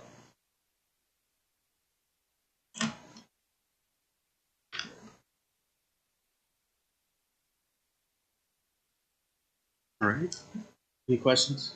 No. Make a motion to approve resolution 22-058, accepting the transfer of, is this one the 360? That one is correct. Of 360 hours of sick leave to the credit of firefighter paramedic Rocky Booth. Second. Ms. Knapp? Yes. Mr. Grumbles? Yes. Mrs. Faust? Yes. Make a motion to approve resolution 22-059, accepting the transfer of 88.98 hours of sick leave to the credit of firefighter paramedic Shay Shooty. Second. Mrs. Faust? Yes. Mr. Grumbles? Yes. Ms. Knapp? Make a motion to approve resolution 22-060, accepting the transfer of 122 hours of sick leave to the credit of firefighter paramedic Jessica Shaw. Second. Ms. Knapp? Yes. Mr. Grumbles? Yes. Mrs. Faust? Yes. Make a motion to approve resolution 22-061, recognizing prior full-time Ohio Township service of Rocky Booth for the purpose of vacation accrual calculation. Second. Mrs. Faust? Yes. Mr. Grumbles? Yes. Ms. Knapp? Yes. Make a motion to approve resolution 22-062, recognizing prior full-time Ohio Township service of Shay Shooty for the purpose of vacation accrual calculation. Second. Ms. Knapp? Yes. Mr. Grumbles? Yes. Mrs. Faust? Yes. Make a motion to approve resolution 22-063, recognizing prior full-time Ohio Township service of Jessica Shaw for the purpose of vacation accrual calculation. Second. Mrs. Faust? Yes. Mr. Grumbles? Yes. Ms. Knapp? Yes. All right, thank you, Board. I appreciate that. Also, I have, since Mr. Van Hoos, he retired, we had an opening in prevention. So Mr. Firefighter Ryan Spires has been selected to take that role. So the next two are regarding that, accepting resignation of full-time firefighter paramedic Ryan Spires to take the position of fire inspector. Any questions? Make a motion to approve resolution 22-064, accept the resignation of full-time firefighter paramedic. Second. Mrs. Faust? Yes. Mr. Grumbles? Yes. Ms. Knapp? Yes. Make a motion to approve resolution 22-065, appointment to position of full-time fire inspector Ryan Spires. Second. Ms. Knapp? Yes. Mr. Grumbles? Yes. Mrs. Faust? Yes. All right, thank you, Board. Appreciate that. Next, when I first got here, sat down with firefighters as a whole, having discussions about different things. One of the things that we've been working on is, unfortunately, with the purchase of all the vehicles in 2004 and all, so we're trying to spread them out a little bit. But one of the things that came up in the past was to look at kind of an identity for the fire department, kind of looking at something that we could do different that set ourselves apart when the residents feel different, but also for the guys and girls that work in the fire department. Trying to get away from some of the old bad publicity that there was and trying to start. So one of the things that came up was, being Orange Township, kind of need to have trucks. And so tossed around a little bit, talking about discussing it. Found a couple, I think you saw the example of the sent. I do actually have, Andy sent these colors. These are actually the colors of from the paint what the truck would be. But so just wanted to have a conversation. Can we have those? Yeah, sure. I'm kind of partial to the flavor of orange, being born at University of Tennessee Hospital, so we have to look at the shades a little bit here. So yeah, there's a couple different oranges, but that was the one that had. That's the color. The truck that you saw was actually a Sutton truck. That color that's in that of that truck. Orange and chrome orange. So It's a little brighter. the reason why we're looking at it kind of now is with us moving forward we have the two vehicles out there right now that are being done. Possibly a third that we order at the end of this year to get 2 years later. If we were going to do any time, we're going to switch over. Now would be the time to start doing the process.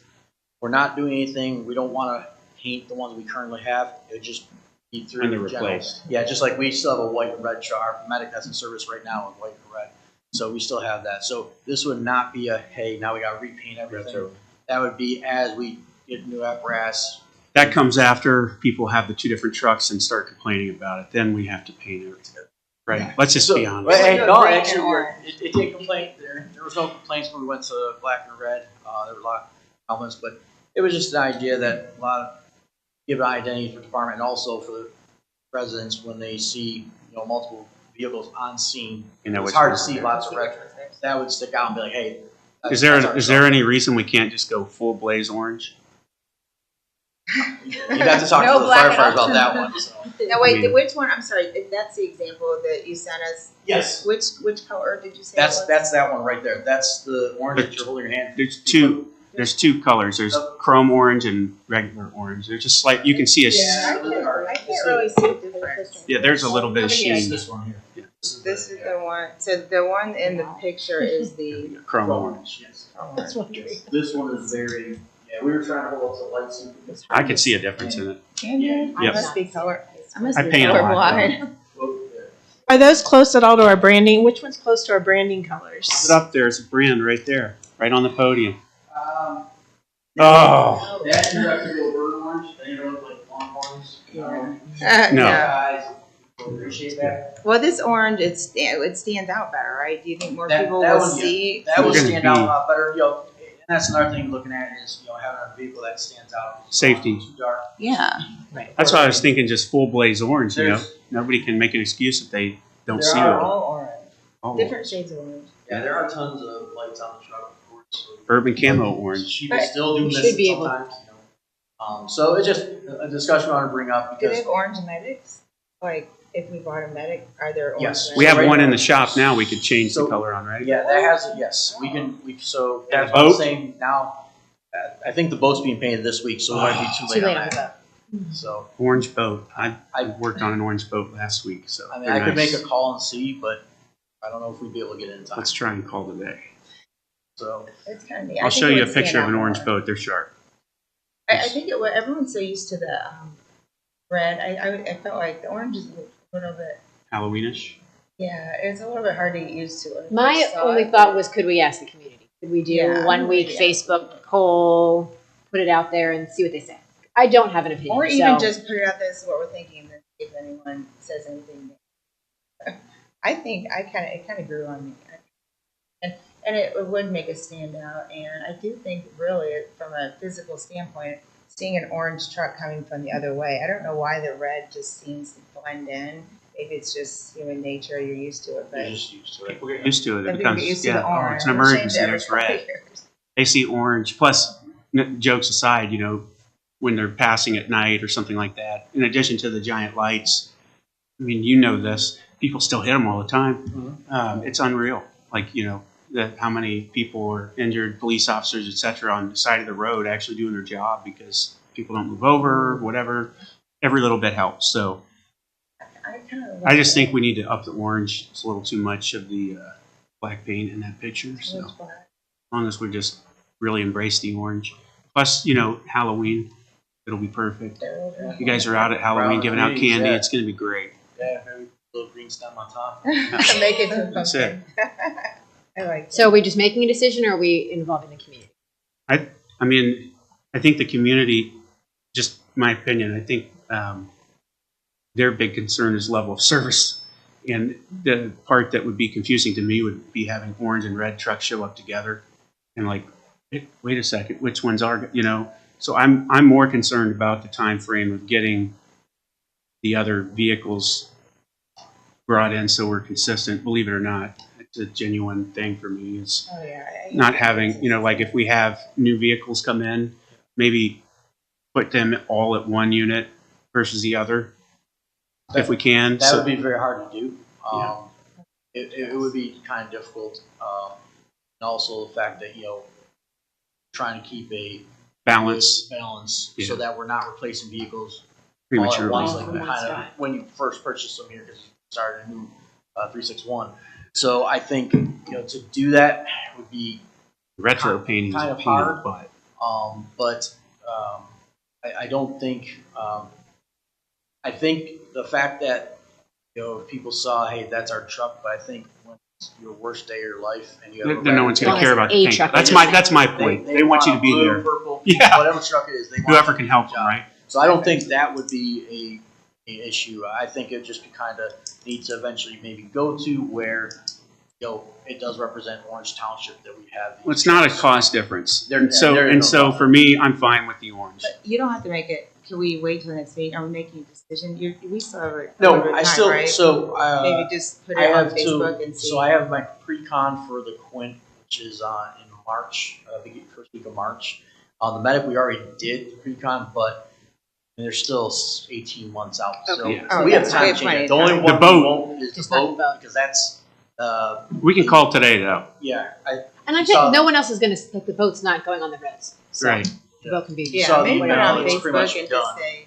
Yeah, I'm fine with the about poll. it. And I like the idea of making sure they have they feel included and they Oh, are. absolutely. Because if they come back and say no orange, but we should still call the vote today.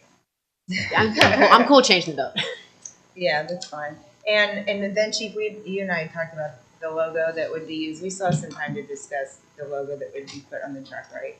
yes, I mean, the logo that goes on there, it's a decal, so whenever if we It do can change change that, yeah, that would be Easy. not, Yeah, that's 'cause- something that's easier. Because we talked, and we have the old logo, which I'm really not a fan of anymore because it's just really outdated, even though I liked it.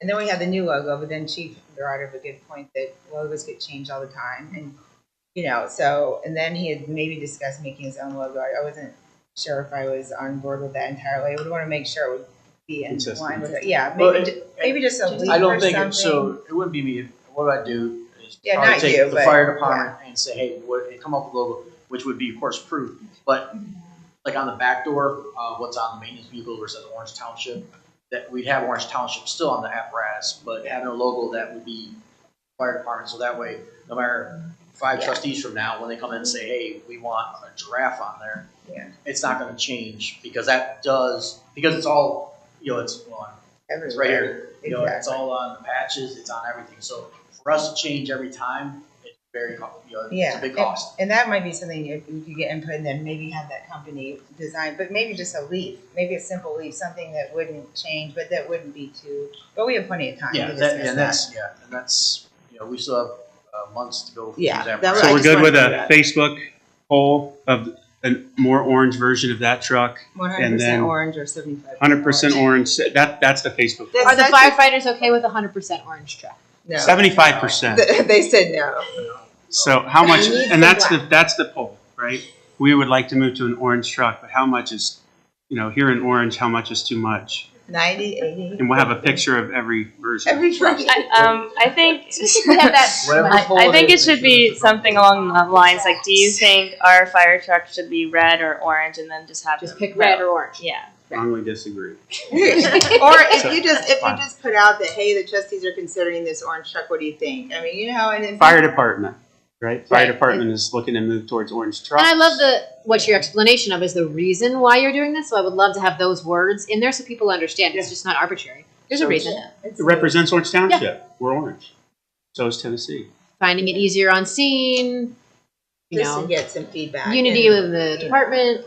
I don't know if I do an official survey. 'cause Okay, so everyone says no. just we announce that we're looking at this and Yeah. see if we get feedback. Yeah. What are your thoughts, Yeah. right? Okay. If you do a survey and then like a bunch of people get on there and then that's it. So if What they are we gonna choose do? red, then we can't choose orange. Exactly. My main Gotcha. concern Well, is this the is an orange boat. outrage. Yeah, the So boat. we've got to It's hurry not up the here. boat. We're losing time here to get a It's your hold own of boat. right now. Yeah, it's exciting. And- I think it's fun. I think you have one more thing on there. intermittent fees. Yes. So as I talked about this morning, we had retired Fire Chief William Noble passed away, and we were looking to waive the fees that had been for the funeral. The funeral was moved. It's actually tomorrow's the wake, and then Wednesday at 11.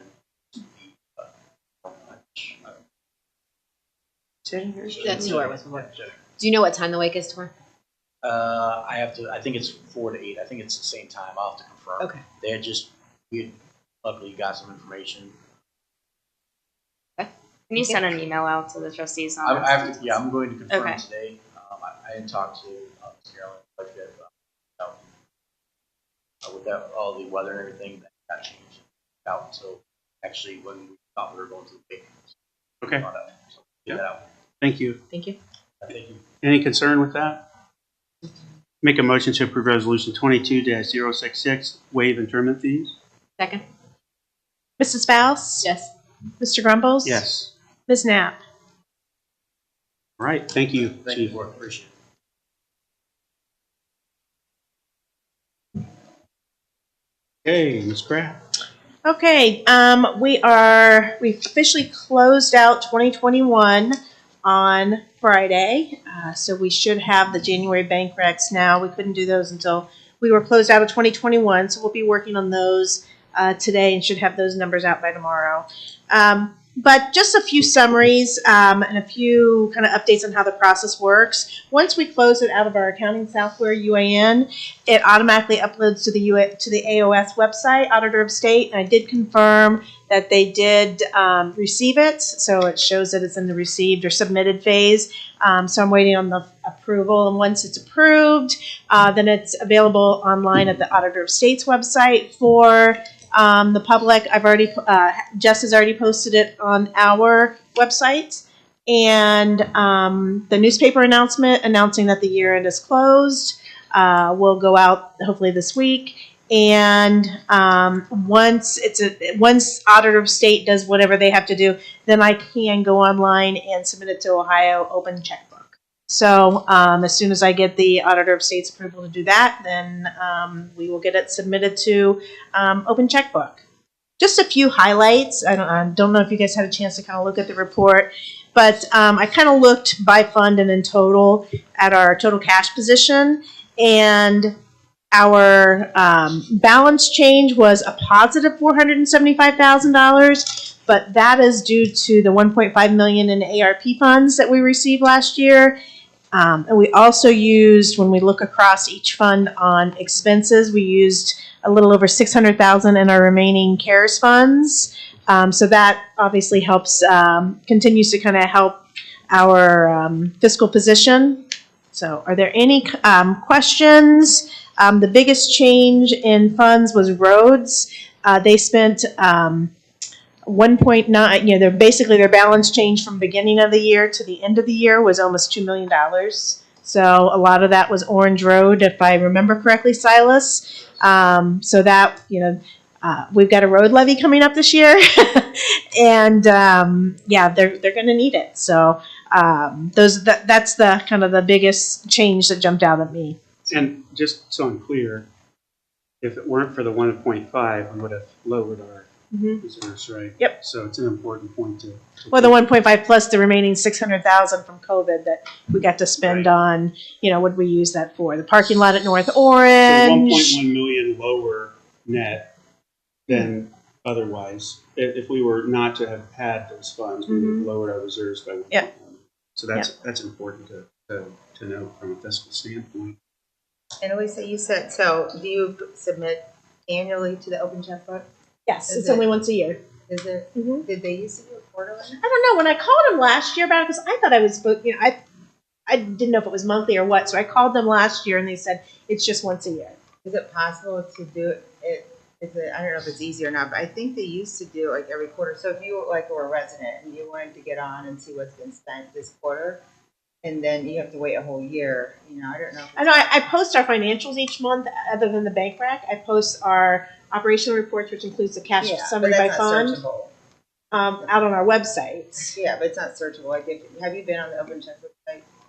Not since last year. Yeah, well, you can go on and you can search under any name or any company, and you can compile a report. And say you're a resident that was concerned that too much was being spent on, orange fire trucks or something. You wanted to go out, and you could search, under different expenditures. But I think, I don't know if it's Ask the question again, but I remember going through this with UAN. It's not required last year. It's optional, but if there was a way to update it more frequently, I haven't looked at it for. Like I said, it's an automatic upload from our system, so I don't know if it has the capability to do it more than once. But They used to. I mean, other communities, some communities, I swear, even did it somehow every month. Maybe they're not using UAN. I'm not sure. I don't know, but it was I thought it was kind of handy for people. I want to go back a little bit to the comment I made about depleting. Had it not been for external funds, we would have lowered our cash balance by roughly just over $1 million. And so in 2019, I was talking a bit about that in the first election. and the importance of finding funding for the township outside of levies, especially in our community, because as everyone who lives here knows, most of our school funding is done by the resident base due to this formula that is imposed upon us, not by our own doing. And so we're pretty significantly tax burdened as a community already. And so if the township starts, asking for more, it's not going to bode well. And a few things I mentioned earlier, there's a potential tip on the horizon that, as a board, we'll have to talk about with an upcoming project. And I do appreciate the county partnership and giving us a chance to look at that as a township prior to the county, taking initiative. And I think I've been working with Michelle and talking with our legal counsel so we can look at options to present to the collective board in the public session. TIFs have been a problem in the county for a while, and they're especially concerning at a township level when we aren't we don't have any TIFs as a township right now. And so what's important for residents and for this board to understand is when external parties TIF, the township is burdened by that. It takes township revenue away, 75% of what we would get from that property. When the township TIFs, independent of the county, the dynamic shifts substantially, and the township actually comes out ahead. As long as we balance that with other partners, most importantly the school district, which serves well beyond Orange Township, as we all know, then, and it's done responsibly, then I think as opposed to that same developer or group going outside of the township, it's a great signal that we're on the right path from an economic development standpoint, and that folks are respecting this township enough to work with us and give us a chance to benefit our community, as opposed to not being notified and just finding out secondhand.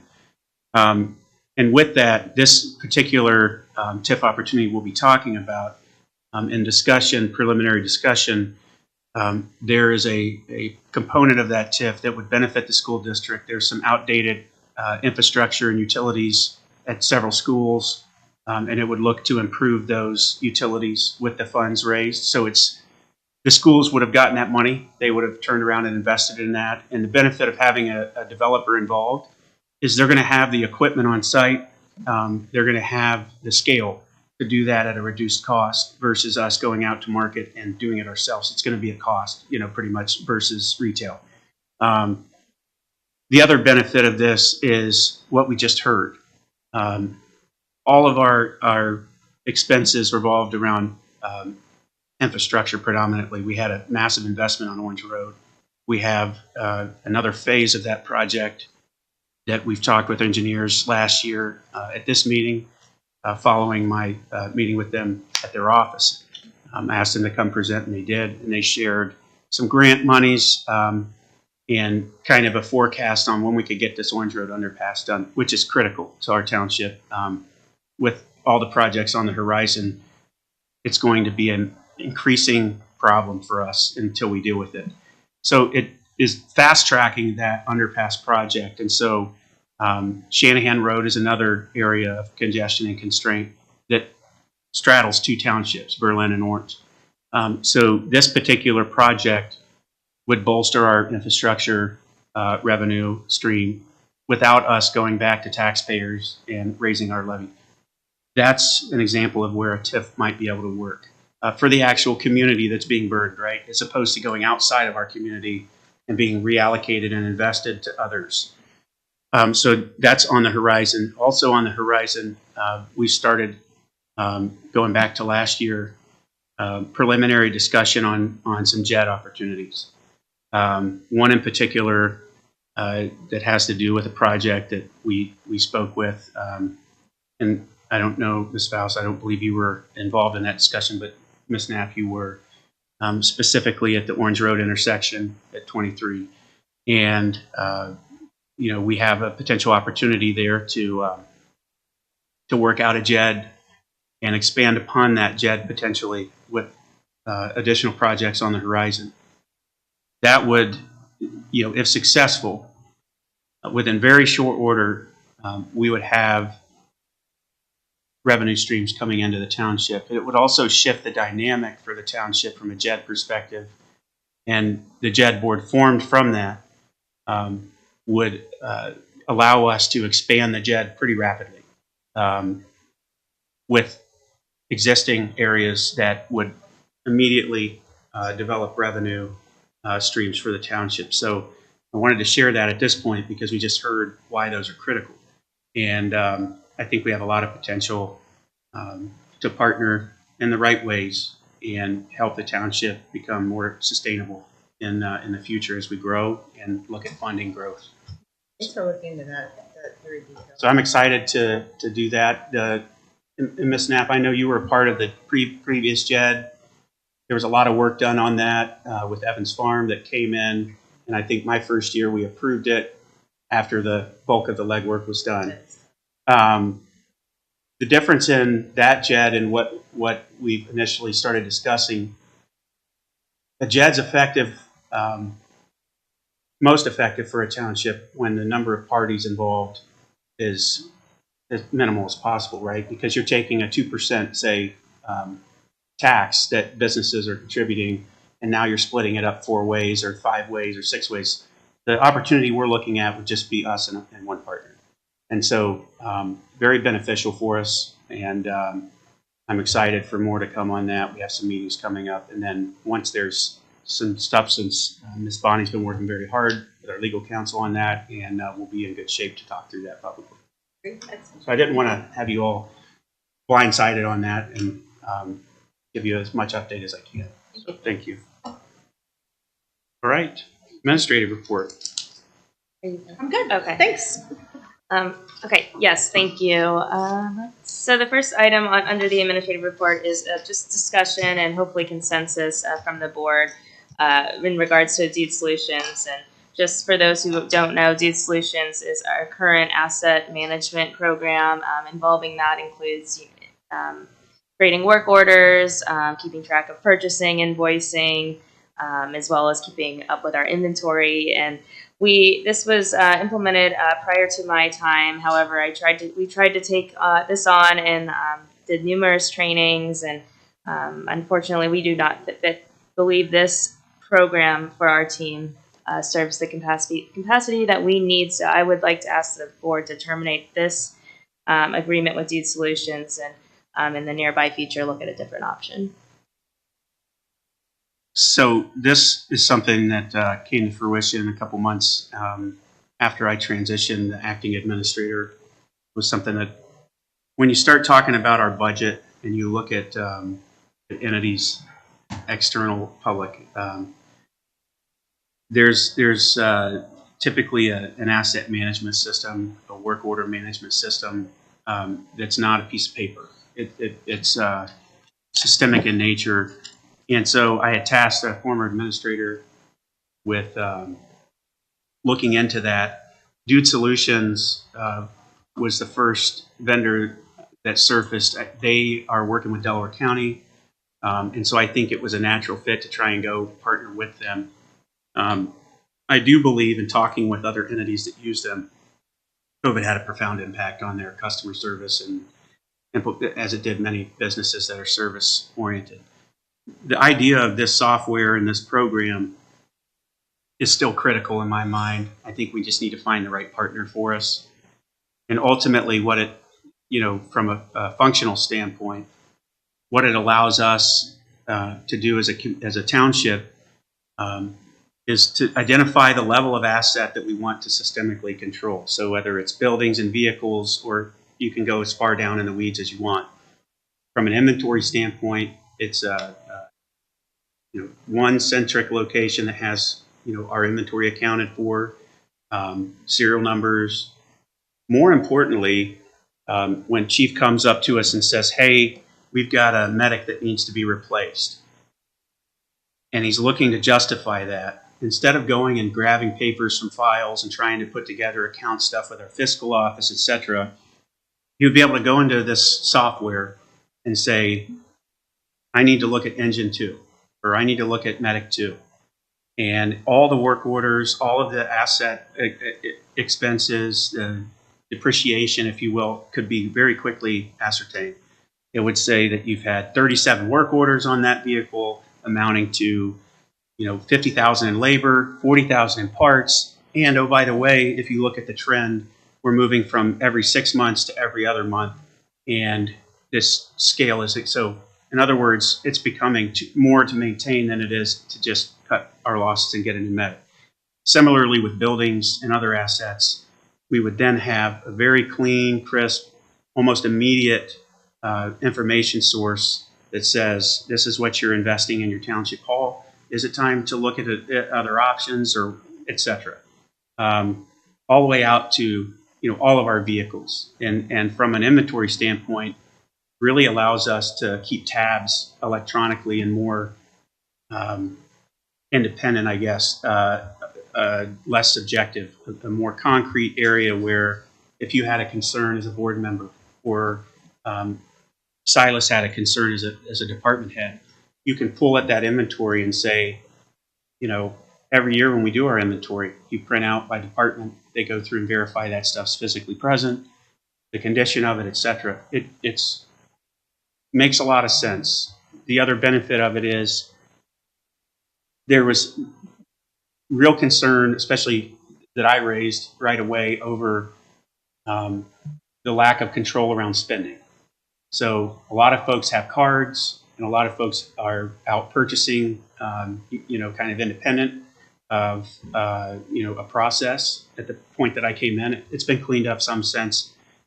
In this way, if you have an asset and you need to buy equipment for it, or pipe, or any of that, you simply enter a work order against that asset, and everything's tracked systemically at that point and approved. So you can set that up however you want. So from a purchasing standpoint, you can do central purchasing, which was the goal, that we had a purchasing person. And from a controls and auditing standpoint, that's a best practice. You want to have controls at a certain level where there's someone independent who's not, well, we really needed a popcorn machine, or we really, it was underneath the 1,500 threshold, so it's okay, we can buy it, or can't, you know what I mean? It allows for a non-biased kind of independent source that is managing that workflow.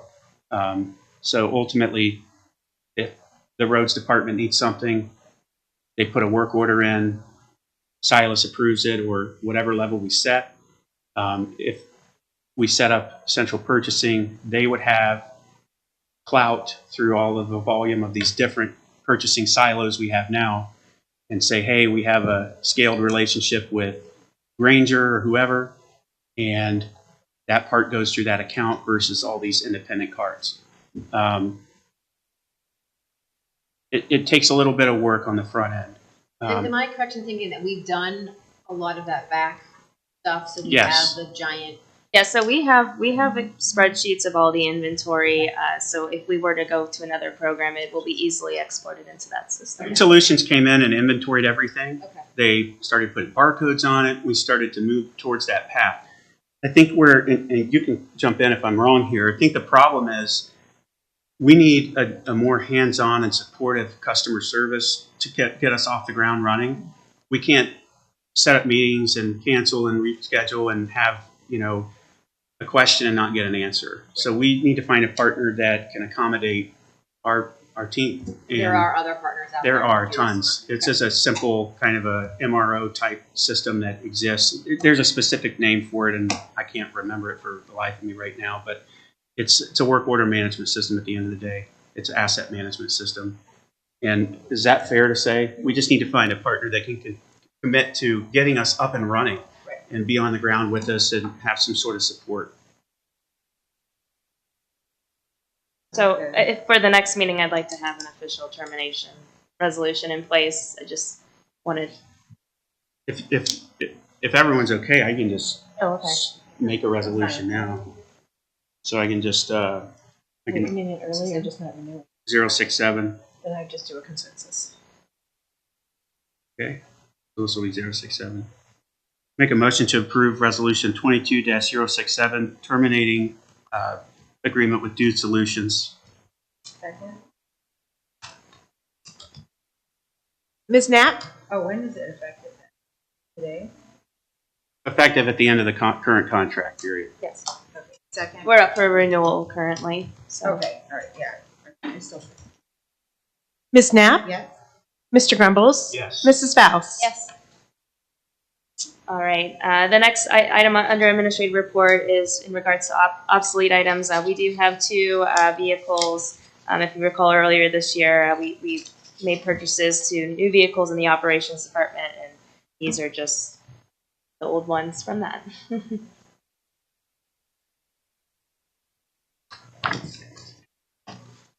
Make a motion to approve resolution 22-068, finding certain personal property not needed for public use obsolete or unfit for the use for which it was acquired to have no value, and ordering it to be auctioned on Gov Deals Incorporated, be discarded or salvaged.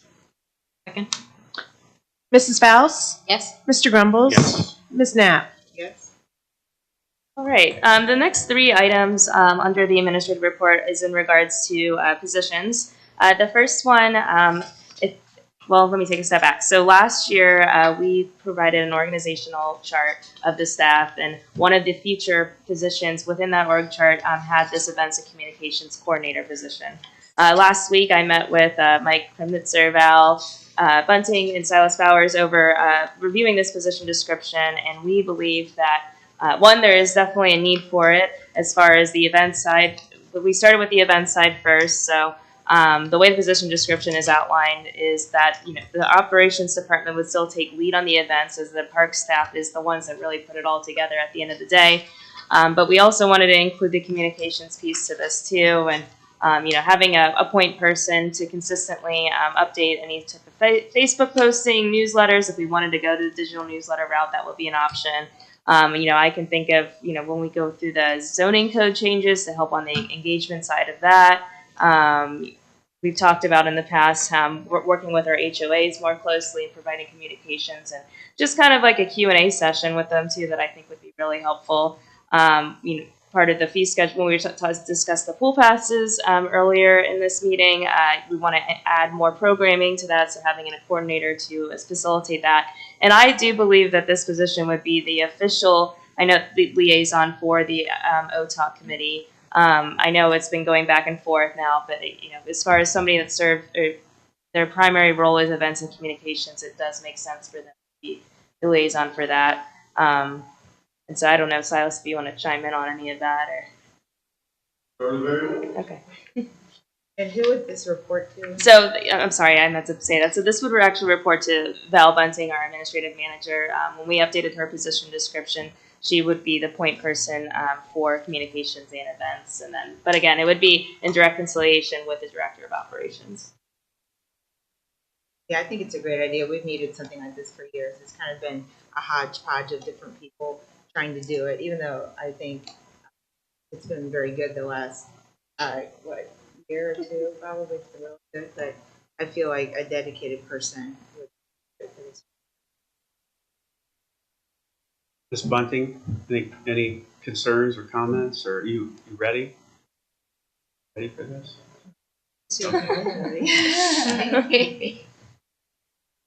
And thank you both, actually. Jessica and Val have both stepped up and extended themselves to keep everything running. So Yeah, I thank you great both job. for your contributions. You've done a wonderful job. I will say I'd like to modify the next two resolutions if they were to be approved. I noticed in that when we did the roads assistant manager for Public Works, I'd like to just add and post job announcement at the end of each of the resolutions. Okay.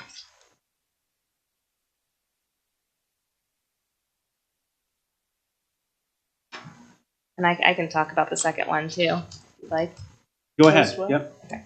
So the second position, a new position, is an intern for the Human Resources Department, which is a department of one, Mike Kremnitzer. But we, when he got on board, unfortunately, there's been a some organizational issues that we are currently facing, particularly with our personnel files, and it's a lot of paperwork that we're dealing with right now. And we thought just to have an intern, one to get a good experience here in a good public sector. And we usually have an intern. As long as I've been here, we've always had one intern. We typically comes from the zoning department, but the zoning department will hopefully be soon fully staffed again. And we thought to get some temporary assistance for the HR manager, we'd like to look for a human resources intern. I'm good with that. Want to cover the last one too, Michelle? Yes. Last but not least, under the regular items on the agenda is we have finally reached our top candidate for the development and zoning director. Michelle, do you think we could go to executive session? Sure. Just the board before we talk too much about it. I'd like to add that to executive session. I'm sorry, I thought it was already under that for some reason. That's okay. No, that's okay. We can. Do you want to do these two resolutions and then? Yeah. Yep, and then we'll go to Yeah. executive session. Yeah. Is that fair? Thank you. All right. Make a motion to approve resolution 22-069, approving and accepting the. Second. What's that? Okay, go ahead. No, Uh, you're right. The employment, sorry. Yep. Approving and accepting position description for the employment position of events and communications coordinator and posting the job announcement. Mrs. Faust? Yes. Mr. Grumbles? Yes. Ms. Knapp? Yes. Make a motion to approve resolution 22-070, approving and accepting the position description for the employment position of part-time human resources intern and posting the job announcement. Second? Ms. Knapp? Yes. Mr. Grumbles? Yes. Mrs. Faust? Yes. And hey, Michelle, what pay range would, did you already say what pay range these positions? It's on the. Yes. So the intern position is, I believe we're going from 15 to 18. That's what we've done for the zoning intern, and then the events and communications coordinator will be arranged from 45 to 55. Okay, just so that residents know. Thanks. Okay. And then we're going to step into executive session to discuss. In the Yeah, language? Should be 71. And Michelle, do we need the department heads to be here? They can. No, I would They can kindly leave, ask right? they can So- be excused Yeah, after I would this. Go ahead You and guys. once we vote on executive session, you're all free to go back to your department duties. All right. Thank you for today for your patience. It's a big meeting, so I appreciate that. Make a motion to approve resolution 22-073. Enter into executive session to consider the appointment, employment, or compensation of a public employee or official. Ms. Knapp? Yes. Mr. Grumbles? Yes. Mrs. Faust? Yes. Invited to attend? The board will attend with our administrator and fiscal officer.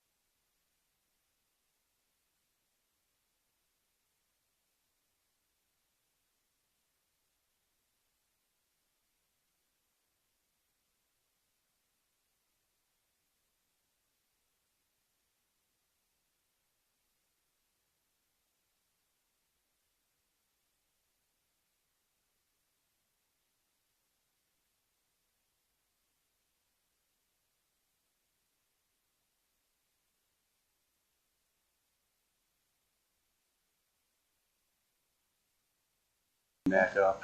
It wastes some time. So, and you need to, what are you doing about the resolution numbers? real I'll be quick? doing resolution 72. Okay, so you're gonna go back and correct the Yes. resolution to enter should have been, you misstated it, it Yeah. should have been at 71. Perfect. We're on one. All right. Make a motion to approve resolution 22-072, return to regular session. Second? Ms. Knapp? Yes. Mr. Grumbles? Yes. Mrs. Faust? Yes. Okay, in executive session, we discussed employment matters. Prior to, I made a motion for resolution 22-073 as opposed to 22-071. And those numbers were reversed out of order. So on the record, revised that so that entering executive session would be resolution 22-071 as opposed to 073. Ask for the board's consent for that.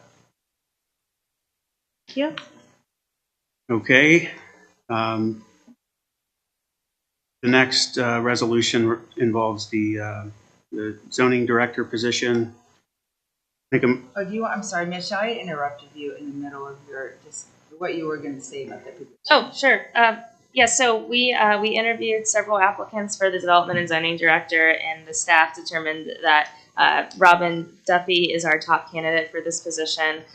He has a background in planning, and he'll be coming from Violet Township, a similar township dynamic as ours, and we're excited to have him on board. Any other questions? No. Nope. Make a motion to approve resolution 22-073, hiring and establishing the terms and conditions of employment for the development and zoning director, Robin Duffy. Mrs. Faust? Yes. Mr. Grumbles? Yes. Ms. Knapp? Yes. Right. Now we've got to go back to our BZA, Board of Zoning Appeals. And that's on page 3. It's on page what? 3. Okay. And I'd just like to say that, I did speak with Robin. He seems very dynamic and very, I think he'll be quite an asset to the township. He's very motivated and dynamic and excited about making a difference. Very impressive. All right. Make a motion to approve resolution 22-074, appointing Stacy Neff to the Orange Township Board of Zoning Appeals alternate member. Second? Ms. Knapp? Yes. Mr. Grumbles? Yes. Mrs. Faust? Yes. Make a motion to approve resolution 22-075, appointment of Pamela Foster to Orange Township Board of Zoning Appeals alternate member. Second. Mrs. Faust? Yes. Mr. Grumbles? Yes. Ms. Knapp? Right. Anything else today? Make a motion to approve resolution 22-076, meeting adjournment. Second? Ms. Knapp? Yes. Mr. Grumbles? Yes.